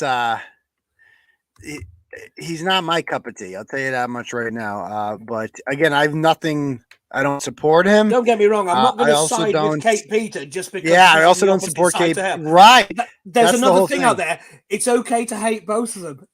Yeah, exactly. Speaking of hate, let's talk real quick about Lorrayna Calle. Oh God. So her latest fucking bit of insanity. So if you watched Turtle Club the other night, I kind of rehashed Lorrayna Calle's greatest hits, arguably the greatest psychopath I've ever dealt with, who literally has sent, I mean, there's too much to go over here. All the shit she's basically, a summary of the story is there's a woman named Denise Ramos who has a daughter named Mila, and this woman, Lorrayna, married Denise's baby daddy, Claudio, and threatened to kill not only Denise several times, but Denise's unborn child. She was going to rip the baby out of her stomach and stomp it. And then she was going to murder the 7-year-old. And went to the freaking elementary school that she goes to, took pictures outside of it and sent it to the grandmother. Has orders out, like multiple people have orders out on her that she just violates constantly by using fake numbers, a burner app. Like truly the biggest cycle, has been doing this to me for so long. Lunatic, yeah. And in researching this update, Lorrayna blocked me when I wrote about her back then, but sometime in the past couple of years, she has unblocked me. And I found this message. I went to message her and I'm like, this comes up. I talked to her, David, and look at the date, August of 2018. Wow. Okay. I did not know this. This is over a year before I ever wrote about her. Yeah. And she is trying to say to start it up then. Yeah. Right. How about making an article about a mother who's trying everything she can legally to try to keep her child away from her father by creating false allegations and spreading false news on Facebook. This girl have been trying to wreck our home by every day possible. Oh God, it's ratchet. And the daughter has been suffering long, 9 months away from us. Just though it would be interesting for people to know what sometimes Facebook can cause when someone shared something not true with the sole intention to degrade. All I said was, yeah, we don't get involved in family affairs. Sorry. That sucks, but it really isn't family because she's not family, but okay. The irony being she's pretending to be concerned about the child there, which was the one that when DCF got involved that said, no, the mother's fine. It's Lorrayna that's the one that's hurting the child. Yeah. Right.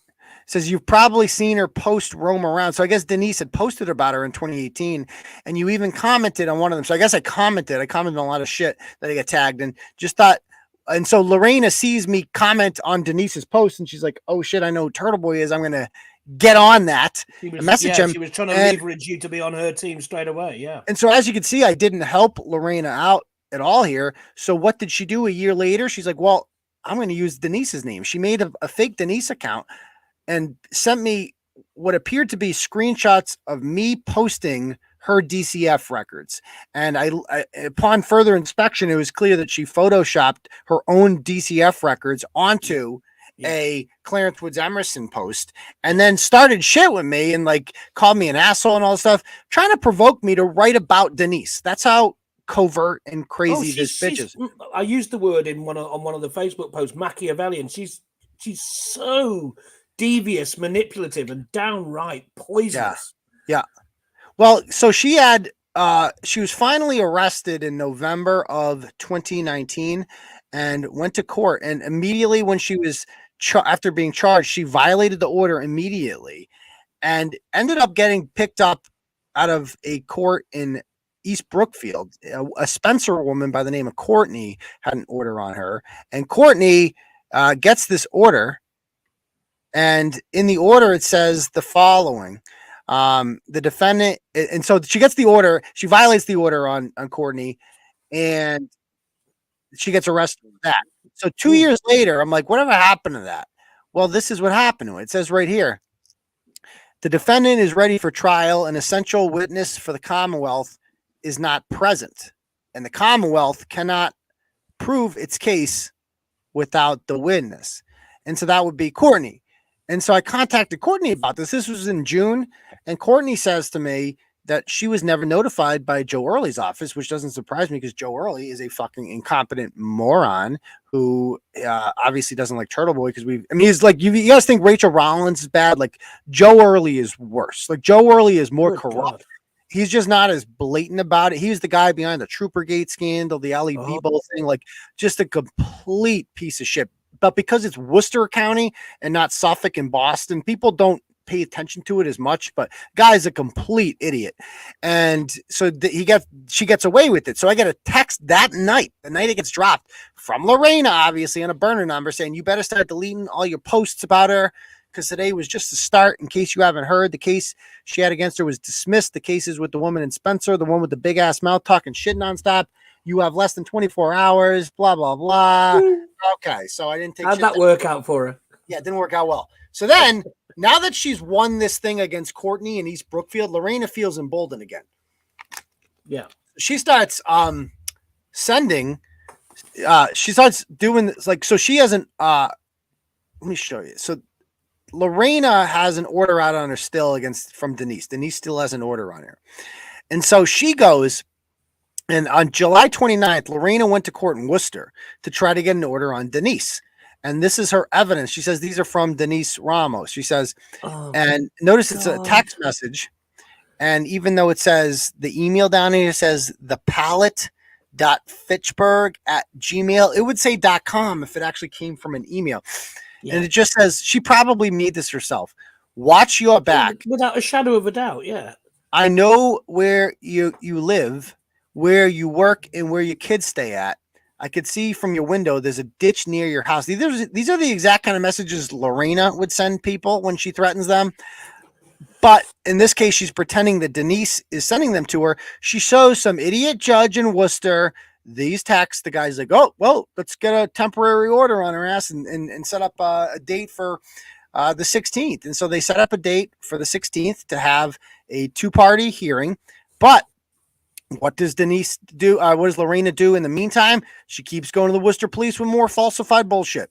All right. She keeps going there and she keeps showing them like, oh, look, she's violating the order. Like, here's more threats from her.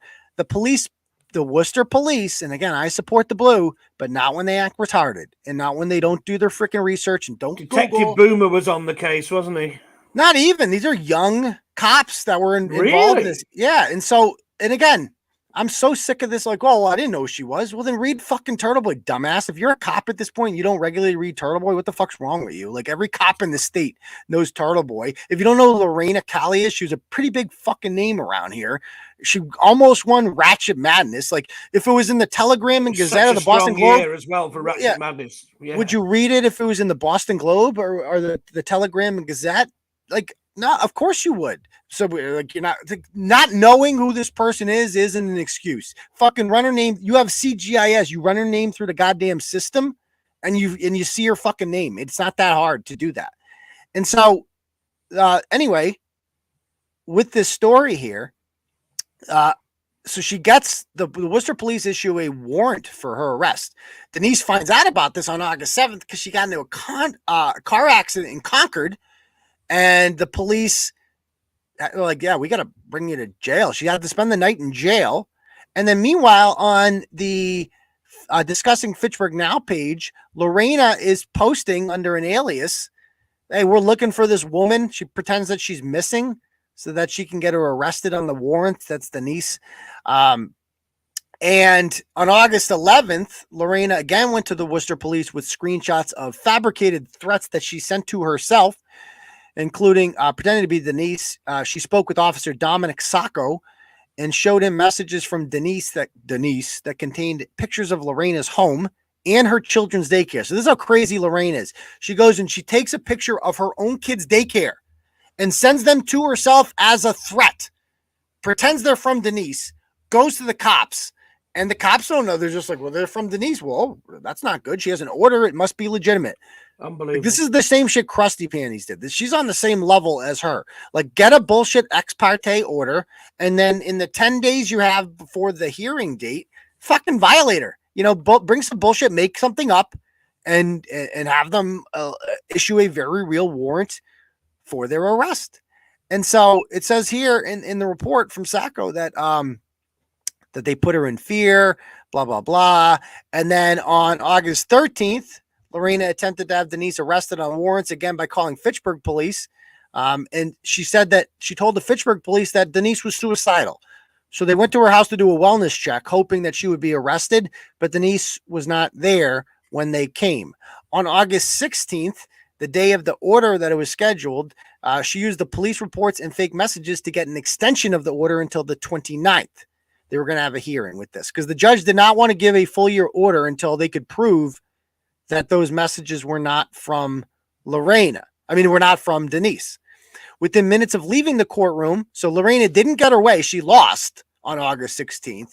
And so she immediately, while still in the courthouse, starts sending her the following threats that she gives to a Worcester police officer in the courthouse. It says, Jesus, we could tell you were about to shit your pants. I told you no judge would give a shit about your ugly kids or yourself. I got my gang here, bitch. I'ma stay around to fuck with you so you know who owns shit. I'ma beat the shit out of you and your kid's dad. When you get home and find your kid's body, don't say I didn't warn your ass. You about to get jumped. And so the cop... It's not even remotely believable that someone would walk out of a court where they just managed to beat a rap for that and start, you know, doing it all over again. No one's going to believe that, except, of course, Officer Idiot here. Yeah, and again, maybe the biker... By the way, I'm not a big fan. Let me be perfect. I'm not a fan of that biker organization that came in, like... I found some shit about them that I haven't blogged about, and I might never blog about them, but they're not who they pretend to be. And it's really just one guy running it, and he's pretty fucking shady, if you ask me. And, by the way, I'm going to be perfectly honest with you. He had kiddie porn on his computer. I'm just going to put it out there right now. So I don't really give a fuck. Don't talk to me about that organization. I do not support them. And they kind of jumped on me with the crusty panty stuff. They fell for that train. So I'm not a big supporter of them. Maybe we'll have a story on that coming soon. I don't know if I just want to destroy this guy or not, but yeah, not good. Anyway, yeah, the whole burner apps thing too. Like, that's such bullshit. Like, why do these app companies, why are they legal then? If you can just do this so easily, why are they legal? Like, yeah, you can, anybody just make one. Yeah. But why are the courts just so open to somebody says, oh, that's from so-and-so, that's from person A. Well, no, surely the burden of proof should be, well, prove it's from them. Right. There should be a burden of proof in that. Like, yeah, you can't just just say, oh, Lorrayna says, oh, I believe it. It's like, well, then like, you should have to prove it's where's from your them. evidence that these messages came from the defendant? Yeah. Yeah. And so on August 18th and again on August 30th, Lorrayna files reports with Officer Sacco with the same faked messages, more warrants, where she had 4 total warrants for arrest. And ironically, Officer Sacco writes in his report that Denise was, quote, making a mockery of the Massachusetts court system, which is just too ironic. Irony there. Like, the irony there is you massive. Fucking kidding me here? Complete. Officer Sacco, more like he sucks. And then again, so the Fitchburg police know what's going on. They've been dealing with Lorrayna for quite some time. So the Fitchburg police get in contact with Officer Sacco and they tell him what's happened here. And he's like, oh, okay. So from now on, when I get calls from Lorrayna, I am just going to refer her to you guys. And so that started to happen. So like Lorrayna kept trying to get shit warrants on her, and Sacco became of no use to her after a while. So as a result, though, the warrants are still out there, and Denise gets arrested on September 12th and then arrested again on September 19th in court and held on $250 bail the first time, $500 the second time. By this time, like I said, he's not taking her calls anymore. So she finds a new cop named Jonathan Roy. And on September 27th, 2 days before their hearing, she sends this message out. I keep fantasizing about ways to kill you and what I will do to you when I finally have my hand on you and your kids. Again, this is Lorrayna pretending to be Denise, sending threats to herself so that Denise gets arrested. It's so simple to get an LTC with the amount of school shootings that have happened. These triggers don't even do a fully complete background check. I got triggers watching you. Tonight is the night, cunt. Your house, I'm going to blow your kids' brains out. Watch your back, with the picture of Lorrayna's car parked outside her kid's daycare. And this idiot cop issues this freaking another warrant. Oh, no. So she got another charge on her. And some idiot ADA tries to get no bail on her, because I would love to know this idiot fucking ADA so I can put them on blast too. Like, if you're an ADA and you're following shit, that you're a district attorney, you should never be allowed to fucking be a lawyer again, ever. How many innocent people have you put in jail if you're this fucking retarded? That's what I want to know. I want these ADAs.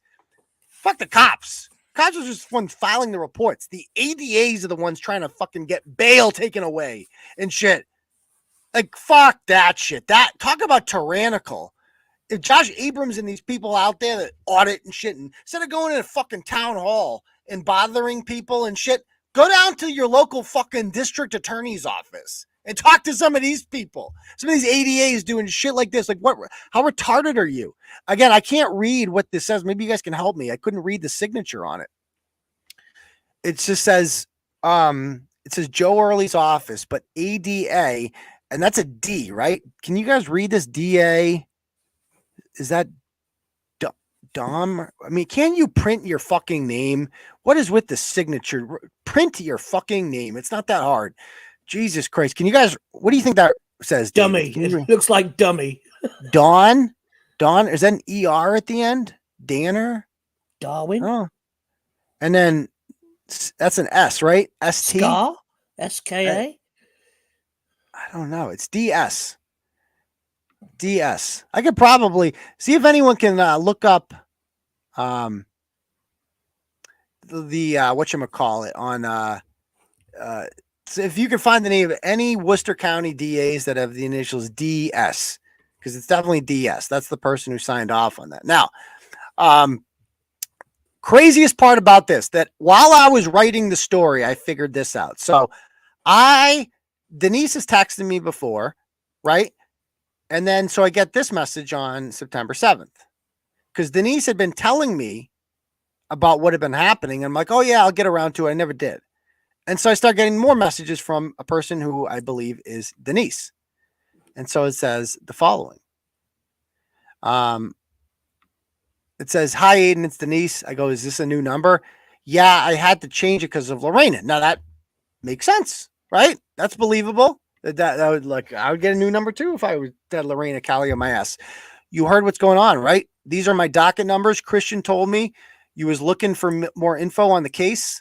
I have court again this week. I'm trying to get Mila's custody back. So Mila's the daughter. I'm like, oh, you lost Mila? I'm like, which court? Mila's with her dad since I got arrested the first time. I have seen her once since. I'm fighting back for my child now more than ever. So I read this and I'm like, wait a minute. The fucking kid is with the father and the abusive stepmom again. This is an injustice. This is what really got me fired up. I'm like, sorry, she's doing this. She goes, we've been through so much already. I just want to disappear with my family. Thank you for looking into it. I appreciate it. More people need to know the nightmare she's still putting us through. And for Mila's dad to just back up this crazy shit is insane. This sounds, wouldn't you assume this is Denise reading these? Where'd my co-host go? Sorry, I'm here. I was looking up Assistant Worcester DAs. Reading this, wouldn't you assume that this is her? Yes, absolutely. Yeah, so I would definitely assume this is her. So it goes, there's public police reports, call for log for Fitchburg police. It shows all the times and dates the police literally came to my house, 20 in total. And then she goes, so I just heard I'm also being investigated for threatening Judge Springs and Lecanto out of Fitchburg.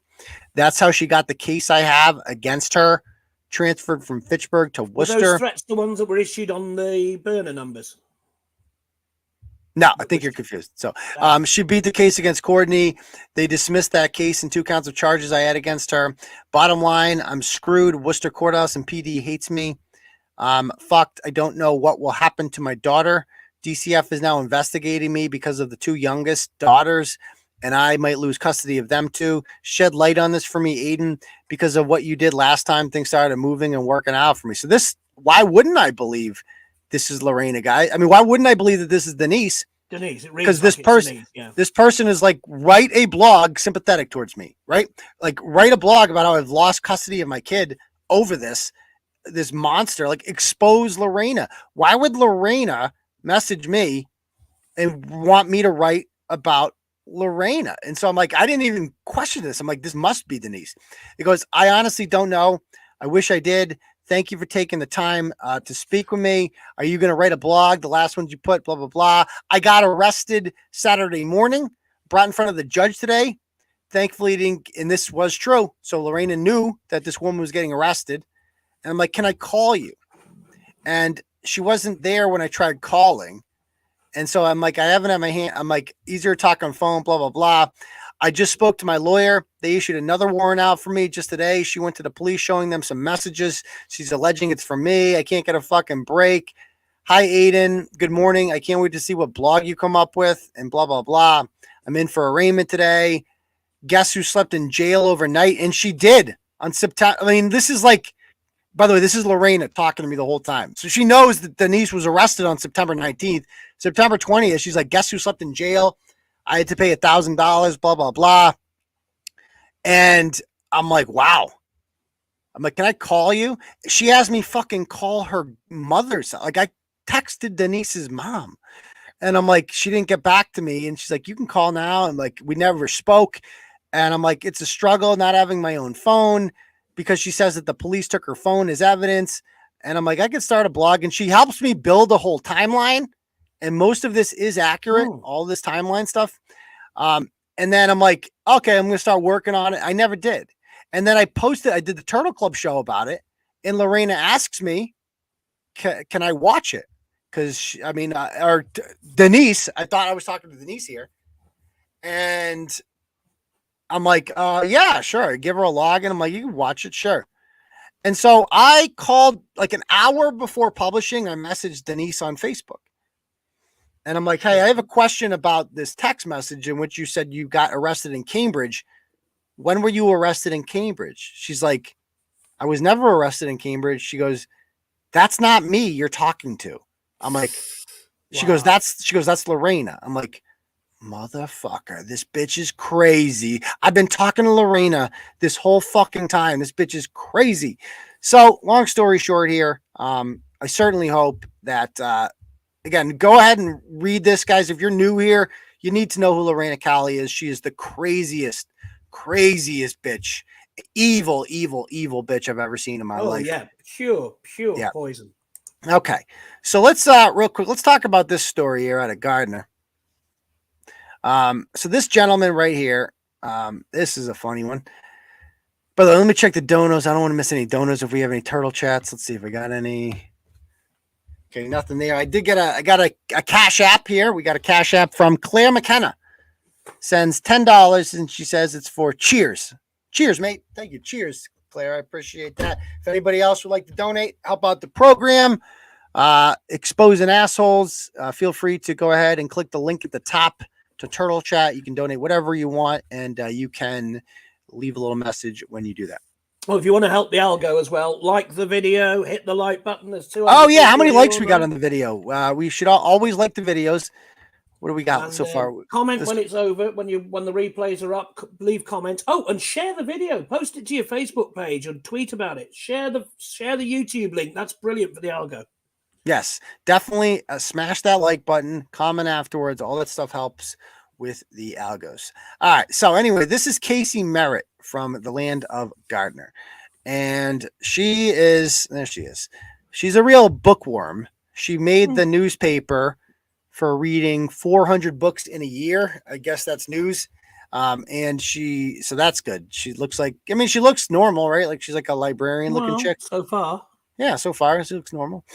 And then this is the guy she's attracted to. This little come stand. His name is what the hell is this guy's name? Kobie McDurfee. And Kobie McDurfee has quite a few Google trophies.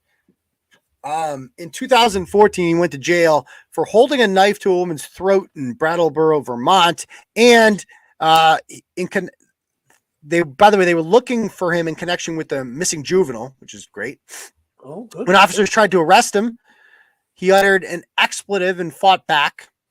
An officer struggled with McDurfee on Elliott Street, and the suspect then began kicking and headbutting the interior of the cruiser. Nice.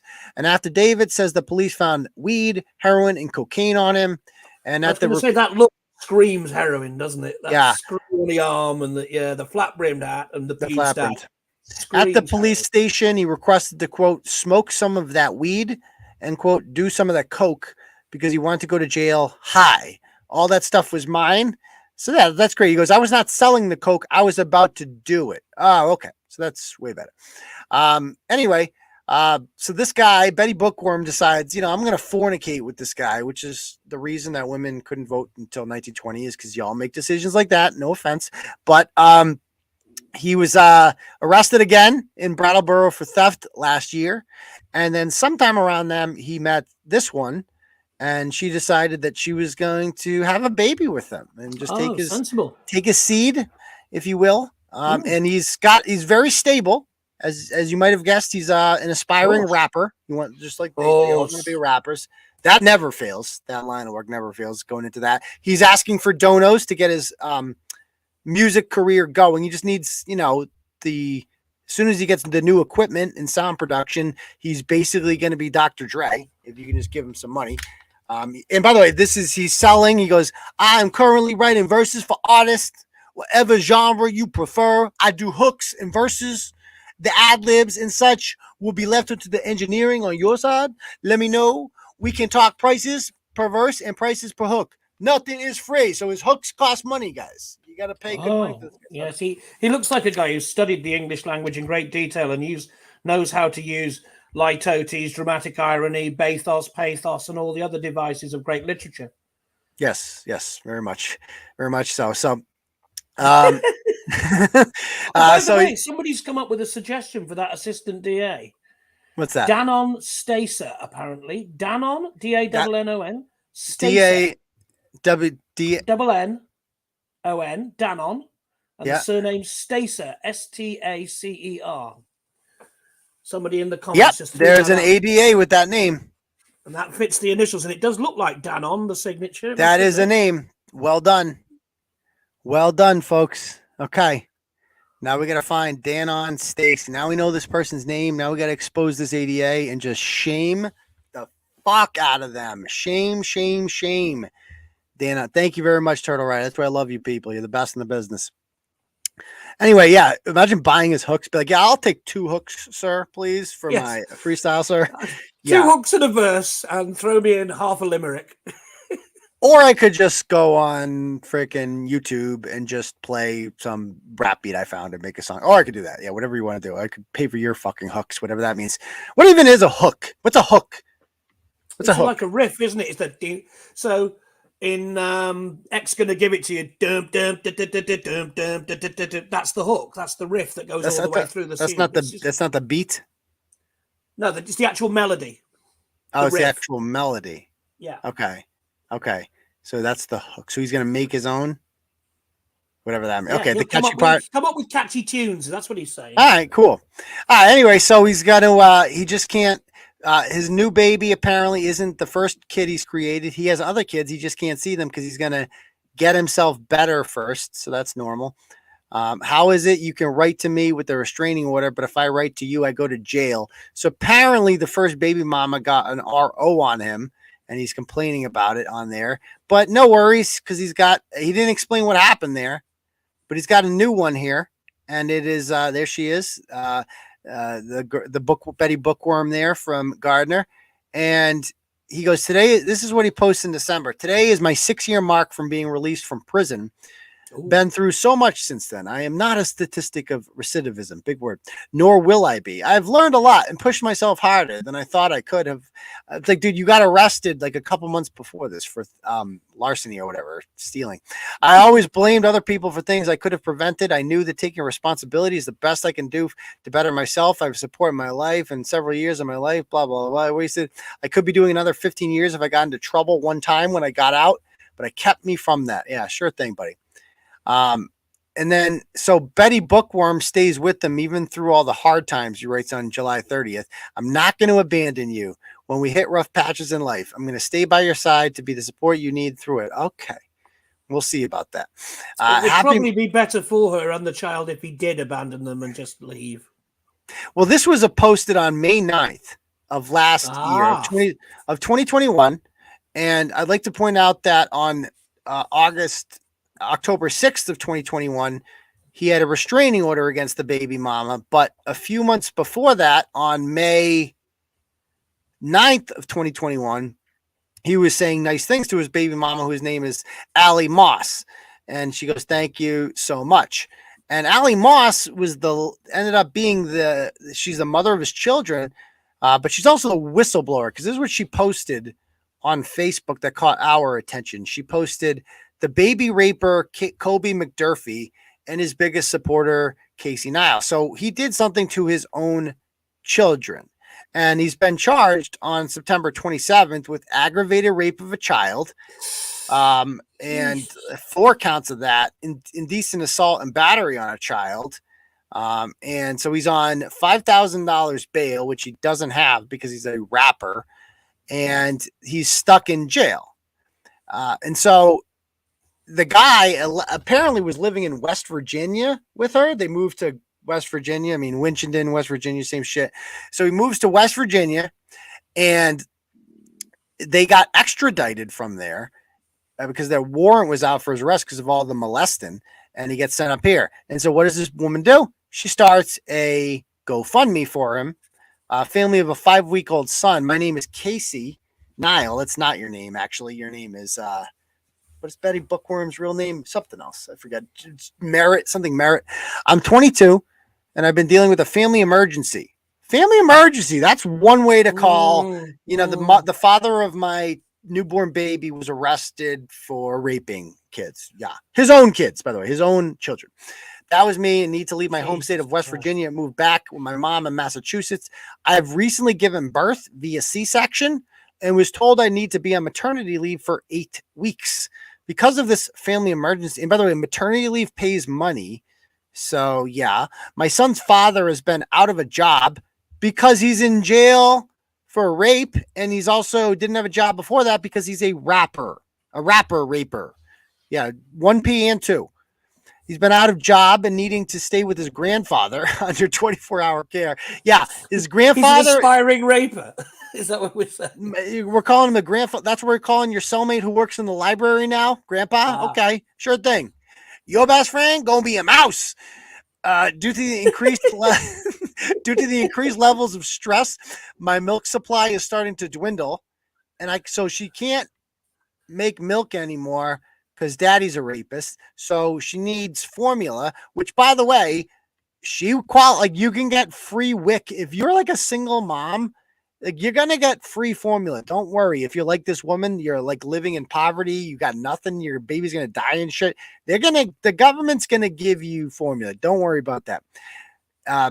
Especially if you're like you allegedly have, whatchamacallit, you got you're on maternity leave, right? Like, why aren't you just using that money? But I digress. Because of the recent move across state lines, my son now doesn't qualify for insurance. That doesn't sound believable. I'm doing the best I can. And so she just doesn't mention the fact that, he's a rapist. So the guy did comment on the page. And so, by the way, this is Ali Moss posts some, we can skip all that. But anyway, the brother posted on our Facebook page. Did you see the brother's comments, David? Oh, no, I haven't. Please do elucidate. Now, let me bring this up. Let me.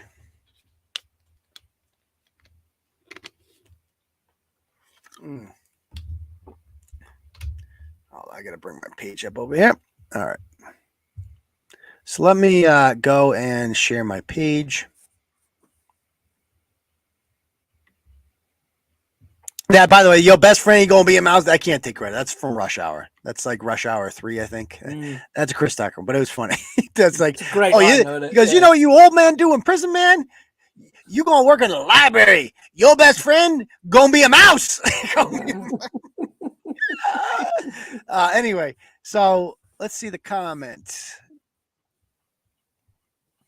All right, where's our okay? So we see down here. Let's go to newest because they hide shit now. Well, actually, let me just click on the whole thing. Let me see. Click on that. Okay. Then we'll go to newest. All right. So this is Rich McDurfee. This is the brother. Oh. This is the brother comments on this. The brother says, the source of your article has been stealing money from the government for years. That would be Ali Moss. She's also a junkie and habitual liar. She does have a previous drug problem, but I don't see how that would have to do with the fact that your brother's being charged with raping his own children. Don't post articles about shit you know nothing about. Well, I do know that he has been charged. I do know that they wouldn't just do that if there wasn't some sort of evidence against him. I do know that he's on $5,000 bail, and I do know that there's a GoFundMe, so that's all factual. I don't need to. Most of the article is bullshit. You ever heard the saying, don't believe everything you read on the internet? Well, I believe police reports and shit. I guarantee they don't have any evidence against my brother. And yes, in the state of Massachusetts, all you have to do is say someone did it, look it up. So I'll just look it up. Oh, so they say, I said that Krusty Panties hacked into my account. And nope, doesn't get you anywhere. So contrary to popular view, you can't just accuse someone of committing a crime and then they go to jail. It's not actually how it works. But he just keeps going on and on about all you have to do is just look it up. Yeah. He has lived in West Virginia for over a year. He has a lease and pays stubs to prove it. Look up the Massachusetts law. You can say someone did it without evidence and that person will be locked up. It's just the law in Massachusetts. We just get to lock people up here for nothing. It's great. It's great. Oh, you can't argue with you. You're one of them people that believe everything they read on the internet. Anyway, he just kept going and going. And then the girl post the conversation that she has, right? And she goes, let's see. This is a conversation. She goes, I don't know. I have to believe her. So this is Allie saying this to him. I have to believe her. Would you be willing to take a polygraph test to clear your name? So I guess the daughter must have said something, right, to her, to like, this guy touched me or something. And he goes, his response to that was, we have discussed polygraph tests before. I won't take one. You know this. Okay, so that's weird. And then he goes, I need to know if you filed charges so I know if I need to turn myself in or not. So I'm not just waiting till I'm at work one day to be arrested. Did she change what she said when she went to therapy? Ooh, yikes. So that's not good. That's not good. Now, I did message, what's his name? The brother.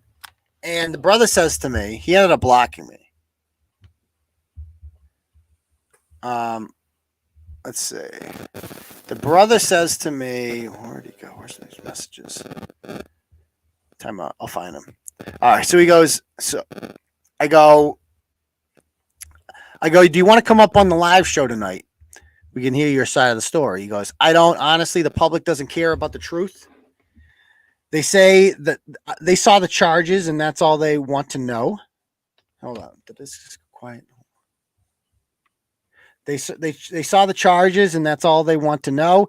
They will believe whatever people tell them. Now all your followers read about a lot of false things that were said about my brother. People are also seeing me defending a person who happens to be charged with what he is charged with and automatically label me. Yes, my brother has a previous record for drugs and shit like that. Also holding a knife to a woman's throat. But he did his time. This is a bullshit accusation and his lawyer will prove it.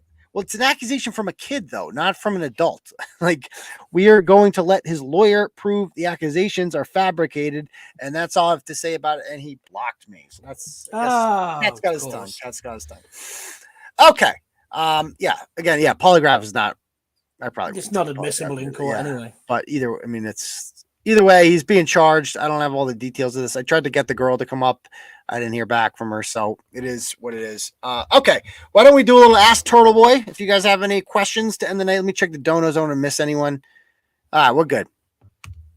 So if you guys have any questions or anything, fire away. I'll take any. Man, David, you're Packers, man. They're going to kick our ass tomorrow, aren't they? I think they're going to absolutely penetrate you tomorrow. I'm not being funny. They're gonna penetrate you. Oh my God, we have fucking Hoyer going. But you never know with the Packers. They look at they lost. They can't score. They can't score points this year. That's the only thing we have going. And they lost the opening game of the season in a really pathetic. Mind you, they did that. Last year too against the Saints too. They got hammered, didn't they? First week of the season, and then went on a run. Yeah. Yeah. So will Hoyer shit the bed tomorrow? You know, the last time Hoyer played was that Kansas City. Mac Jones is injured as well. Yeah, you're fucked. Sorry. That's what I meant. Like, if it was Jones, I would feel confident. But it's Brian Hoyer who sucks. Like, we have a horrible backup situation. Like, at least like when Tua went down, I didn't know who the Dolphins backup quarterback was. It's Teddy Bridgewater. That's as good as you get for a backup. Like, I'd like to have Teddy. Good for a backup, when somebody like that comes in, or like Taylor Heineke, like some of these guys come in, you're like, oh yeah, he'll do for now. Like when Mitch Trubisky was the backup for Josh Allen last year, like, oh, that'll do. Yeah, I'll take that. That's not bad. You'll take that for a backup. Brian Hoyer shouldn't be a backup. Brian Hoyer sucks, man. He sucks. The last time he played was against Kansas City. It was during the COVID year. We actually came closer to them than we should have with Brian Hoyer at the helm. But again, he's Brian Hoyer. He's going to make some horrible fucking mistakes. DeAndre Hopkins hated him in Houston, hated him. And I hear Colin Kaepernick's looking for a gig again. Oh, shut the fuck up. Shut up. Shut the fuck up. Yeah. So, Pat's the biggest underdog in a long time. I mean, last I saw was a 10-point spread. Is it at Foxborough or at Lambeau? No, it's at Lambeau. Oh, we got that. You triple fucked. But any given Sunday, I suppose crazier shit has happened. True. We need Mac back. But okay, so that's that. Should Kraft bring in Cam? I'd rather have Cam than Kaepernick. Cam is serviceable. Cam did go 7-9 with us. Like, he sucks. But Blake Griffin, give me a break, dude. Blake Griffin was on the Nets team that we swept this year, and he never played. He sucks. He's done. Blake Griffin is just a name. There's a million players in the NBA, a million marginal players that are better than Blake Griffin. He sucks. So, no, I'm not happy. I don't really give a shit about that signing at all. Let's see. What does this say? would you agree to a debate truce between you and? What do you mean a debate? Like what would that involve? And you've invited her on the show many times. She won't debate you. She won't do it. She won't do it. She's scared of me. She's scared of me. She won't come on. She'd just rather go on her channel. Facts. And you see how she gets in person when confronted. And she knows what she looks like. We all see her face, Kate. I still love that video of her tearing up the documents that were served to her outside the court. It's just went, that has to be given to me by a constable. Turns out it didn't. It turns out it didn't. It's not true at all. Turns out it didn't. So yeah, even Chille did get that one right. I'll give him that one. He was not wrong about that. That was a legal serving. Yeah, he's still a cunt, and I hate him. Yeah, so the Bishop Branch one, he got rid of his attorney. Now he's bringing his attorney back, and he did file an opposition to our motion for summary judgment. And my lawyer has asked for a hearing date. The court has not gotten back to us about that yet. Basically, Tony Branch's response to our motion for summary judgment is a 35-point bulleted list of like, I am a bishop. Like just shit like that, like shit that's just like, dude, he ruined my reputation in the Southeastern Regional School Committee. Oh, I did that, huh? Okay, right. Okay, I think you did that, but I just kind of posted that stuff that was all true, and it turns out people don't want their schools to be run by a pedophile. And 2 people, by the way, are running against Tony Branch. I was going to do a blog on this, awesome. And check this out. So this was in the Brockton Enterprise this week,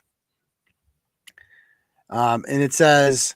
Tony Branch defied calls to step down as Southeastern chair. Now he's running for reelection. And to their credit here, Christopher Butler, like most of his stories immediately about during a defamation case filed by Branch against Aidan Kearney, a Worcester blogger who uses the pen name Turtleboy. Kearney presented incendiary allegations that Branch had sex with his ex-wife when she was 15 and he was approximately 35. The allegations were pulled from divorce documents filed by his ex-wife. Judge Brian Glennie ruled that the allegations, quote, appear to be substantially true. The statements that Branch has a history with underage girls, molested his ex-wife, had orders taken out against him by family members, had substantial amounts of credit card debt and unpaid taxes, violated an abuse prevention order, defrauded the government to get Section 8 and DCF benefits, and used a Muslim name while claiming to be a Christian minister are based largely on information set forth in court records and other public documents and appear to be substantially true. Hey, so it's just like, and they mentioned you. They even cited you. Yeah, vaguely. It's just like that is one of the most damning things I've ever heard from a judge. Just like, bitch, all of those things are. The judge says you did it. Bro, like the judge went out of his way to be like, motherfucker, he's right. Like he ain't lying. What you talking about? And so they keep talking about. Was he Anthony Shabazz? He called himself was for a while. Yes, Tony Shabazz. Tony Shabazz. Yeah. It's not a public matter. It's a private. It goes. Then the committee voted twice whether to censure Branch, but the vote failed narrowly both times. They forgot to point out that he was the tie-breaking vote in both of those, which it's is unbelievable weird. that he's even allowed to vote. Yeah. Because it's an utter conflict of interest. He should be recusing himself. It's just ridiculous.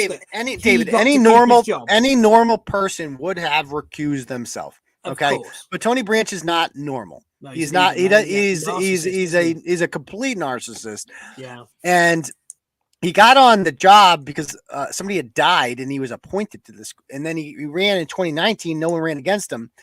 And he goes, I believe that the citizens of these 9 communities will weigh my experience, my unblemished record at Southeastern and other community organizations, and will hand me a victory in November. The committee voted, and he goes, it's not a public matter. It's a private matter. It's not a private matter, Tony, because you're a public official and you're suing me. Like you are suing me in public. You're going out of your way to do this. So you're choosing to bring this shitstorm upon you and upon the district. And so all voters it's not just Brockton, voters in Mansfield, Norton, all 9 towns, they all get to vote on this. So, man, we're going to try to take him down. I don't know who I'm going to support in this. One of these women, because he's running against a woman named Maggie Pinney, who's in the Brockton NAACP. And she goes that she's voted for him multiple times and that her youngest child is a sophomore there. So right away, I want her more. Well, because she's not a child molester. But Tony Branch doesn't have kids in the school either. Tony Branch doesn't have kids. Why do you want to be on a regional vocational school committee if you don't have kids that are in the system? And she said that I love the idea of vocational ed, blah, blah, blah. She considered running in the past, but they said that they got who they need. That was until she heard about the controversy. Whether or not this really happened, only God knows. Oh, I know. She said regarding the sex allegations, but quote, take a break and take care of your business so you can focus on getting your stuff in order. Exactly. Like, you don't need the distractions. If you actually cared about the school, you wouldn't want these sort of distractions. Absolutely. He goes, this is not someone I want to represent not only my child, but anyone else's child. Branch said the allegations and called for him to resign. She goes, it appears as if Penny is adding legitimacy to the gossip. Like, he hates this. He hates, like, Tony, you see that, buddy? Yeah. People She's like not adding legitimacy to the gossip. The fact that they're true is what adds legitimacy to it. Basically, he's saying, like, anybody who believes Turtle Boy is you're part of the problem. It's like, no, you gaslighting asshole. You're the problem. You raped a fucking 15. You raped her, Tony. You're a fucking child predator, and then rapist, motherfucker. And Tony, it's going to be my pleasure defeating you in court, motherfucker. Pleasure. I've exposed you. I mean, I've never took such. Ryan Waters is nothing, because Ryan Waters, people like him, they have no place in the community. They're not upstanding. You are a respected member of the community, motherfucker, and it's all a lie. You're a rapist, pedophile piece of shit. And now people like Penny there see that, and yeah, they are reacting to that appropriately, because people don't. Dude, you were banned from your own graduation, son. You were the chairman of the school committee, and they didn't want your ass there. They voted to ban you from the fucking graduation. Parents, you shouldn't be near children. The union didn't want you there. Nobody wanted you there. Kids deserve someone that doesn't have drama, or someone that's transparent, someone that's going to be there to represent them. Honestly, I'm not thinking about him. I'm focused on my own race, what I'm bringing to the table. And this other woman, Jamie Hodges, is also running for him, running against them, and blah. I don't really care. I just hope they don't split the vote. Do you know, that's just what I was about to say. I always worry when two people are running against an incumbent that they split the opposition. Yeah. But I will say this. I'm happy that they're both black, because that way you can't. Oh, that's good. You because can't there's play a lot the of race black card people against them. No, but there's a lot of black people in Brockton, a lot of black voters. And so, you know, if they're more inclined to vote for women as well. Right. So if they're more inclined to vote for a black person, then I'd rather have a black person run against them, quite frankly. And so, and the woman's in the NAACP, which Tony Branch is the vice chairman of Brockton. So that's good too. I would say get your organization together, because they supported him in the face of this. And that's not cool. So you should probably denounce that. But anybody but Branch. So I hope the Penny woman wins. I mean, I got the other woman too, whatever. I don't know anything about them. Chances are they're probably both left-wing activists, and we agree on very little. I don't care. I don't care about any of that. Tony Branch, that's the most important thing. There's a lot of left-wing activists that get elected to school committees in the state. I don't care. I don't want pedophiles serving on school committees. I don't think that's a high bar to pass. Like, this guy should not be on a fucking. It's not much to ask, is it? That we keep pedophiles away from ruling schools and having power over schools. Well, you saw me question them, Lauren Laguna. You were there in person when I questioned them, and I was like, "Why aren't you speaking, Robin Zoll?" And they had nothing to say. They were the classic middle-class, white, liberal, middle-aged women who were proving how good they were by supporting the black man, despite the they couldn't even look me in the eye. And like Amari says here, questions, would they? No, nobody wants him there. And he still fights to be there. I mean, that's the craziest part about this. Like, everybody's telling you they don't want you there, and you still want to be there. Like, you got to be fucked in the head to be like, I would still want to go there every week and just pretend, like, just defy these. Like, that's crazy. Like, you are a fucking narcissistic psychopath piece of shit. Sociopathic behavior, isn't it? Yeah, walking into a room, knowing these people know all this about you, and still lording it over them. Yeah. So Lauren's like, have you gone after? No. What am I going to do? What am I going to do? Show up at their house? I mean, I've asked them. They're not commenting. What are we gonna do? They're ignoring the facts. They're choosing. Yeah, they're ignoring. Like, yeah, that's their. I've done my job. I've exposed them. So, what's up with them? What's up with our erstwhile producer? Is she not well? She got a little sick. She's got a little bug. So she's not even in the comments. So she must be real sick. Talentless raccoon. Oh, it's rabies then, I guess. The vaccineless recruit, apparently, raccoon, because she got sick. And if you get the jab, you don't get sick of her, right? That's the deal. So, well, I've had the jab and I've had COVID 3 times, so I think that sounds like bollocks to me.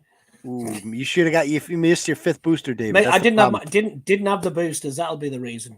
Yeah. All right, guys. So you know what? We are going to call it a night there. Thank you guys all for joining us here on the Turtleboy Live show. David, thanks for filling in. I appreciate it. Always nice to have you on, mate. Always good to be here. But don't bring that wanker Chille on again. Him and I are never going to agree. Oh, I mean, that was a one-time thing. But he was bragging about having 10,000 people follow him on TikTok or something. That's the reason. That proves he's a twat. Yeah. Anyway, I'll leave it at the door next time. All right, guys. We'll see you guys later. Have a good night, Turtle Rise. See you Tuesday for the next episode of Turtleboy Live. Peace, Turtle Rise. Peace.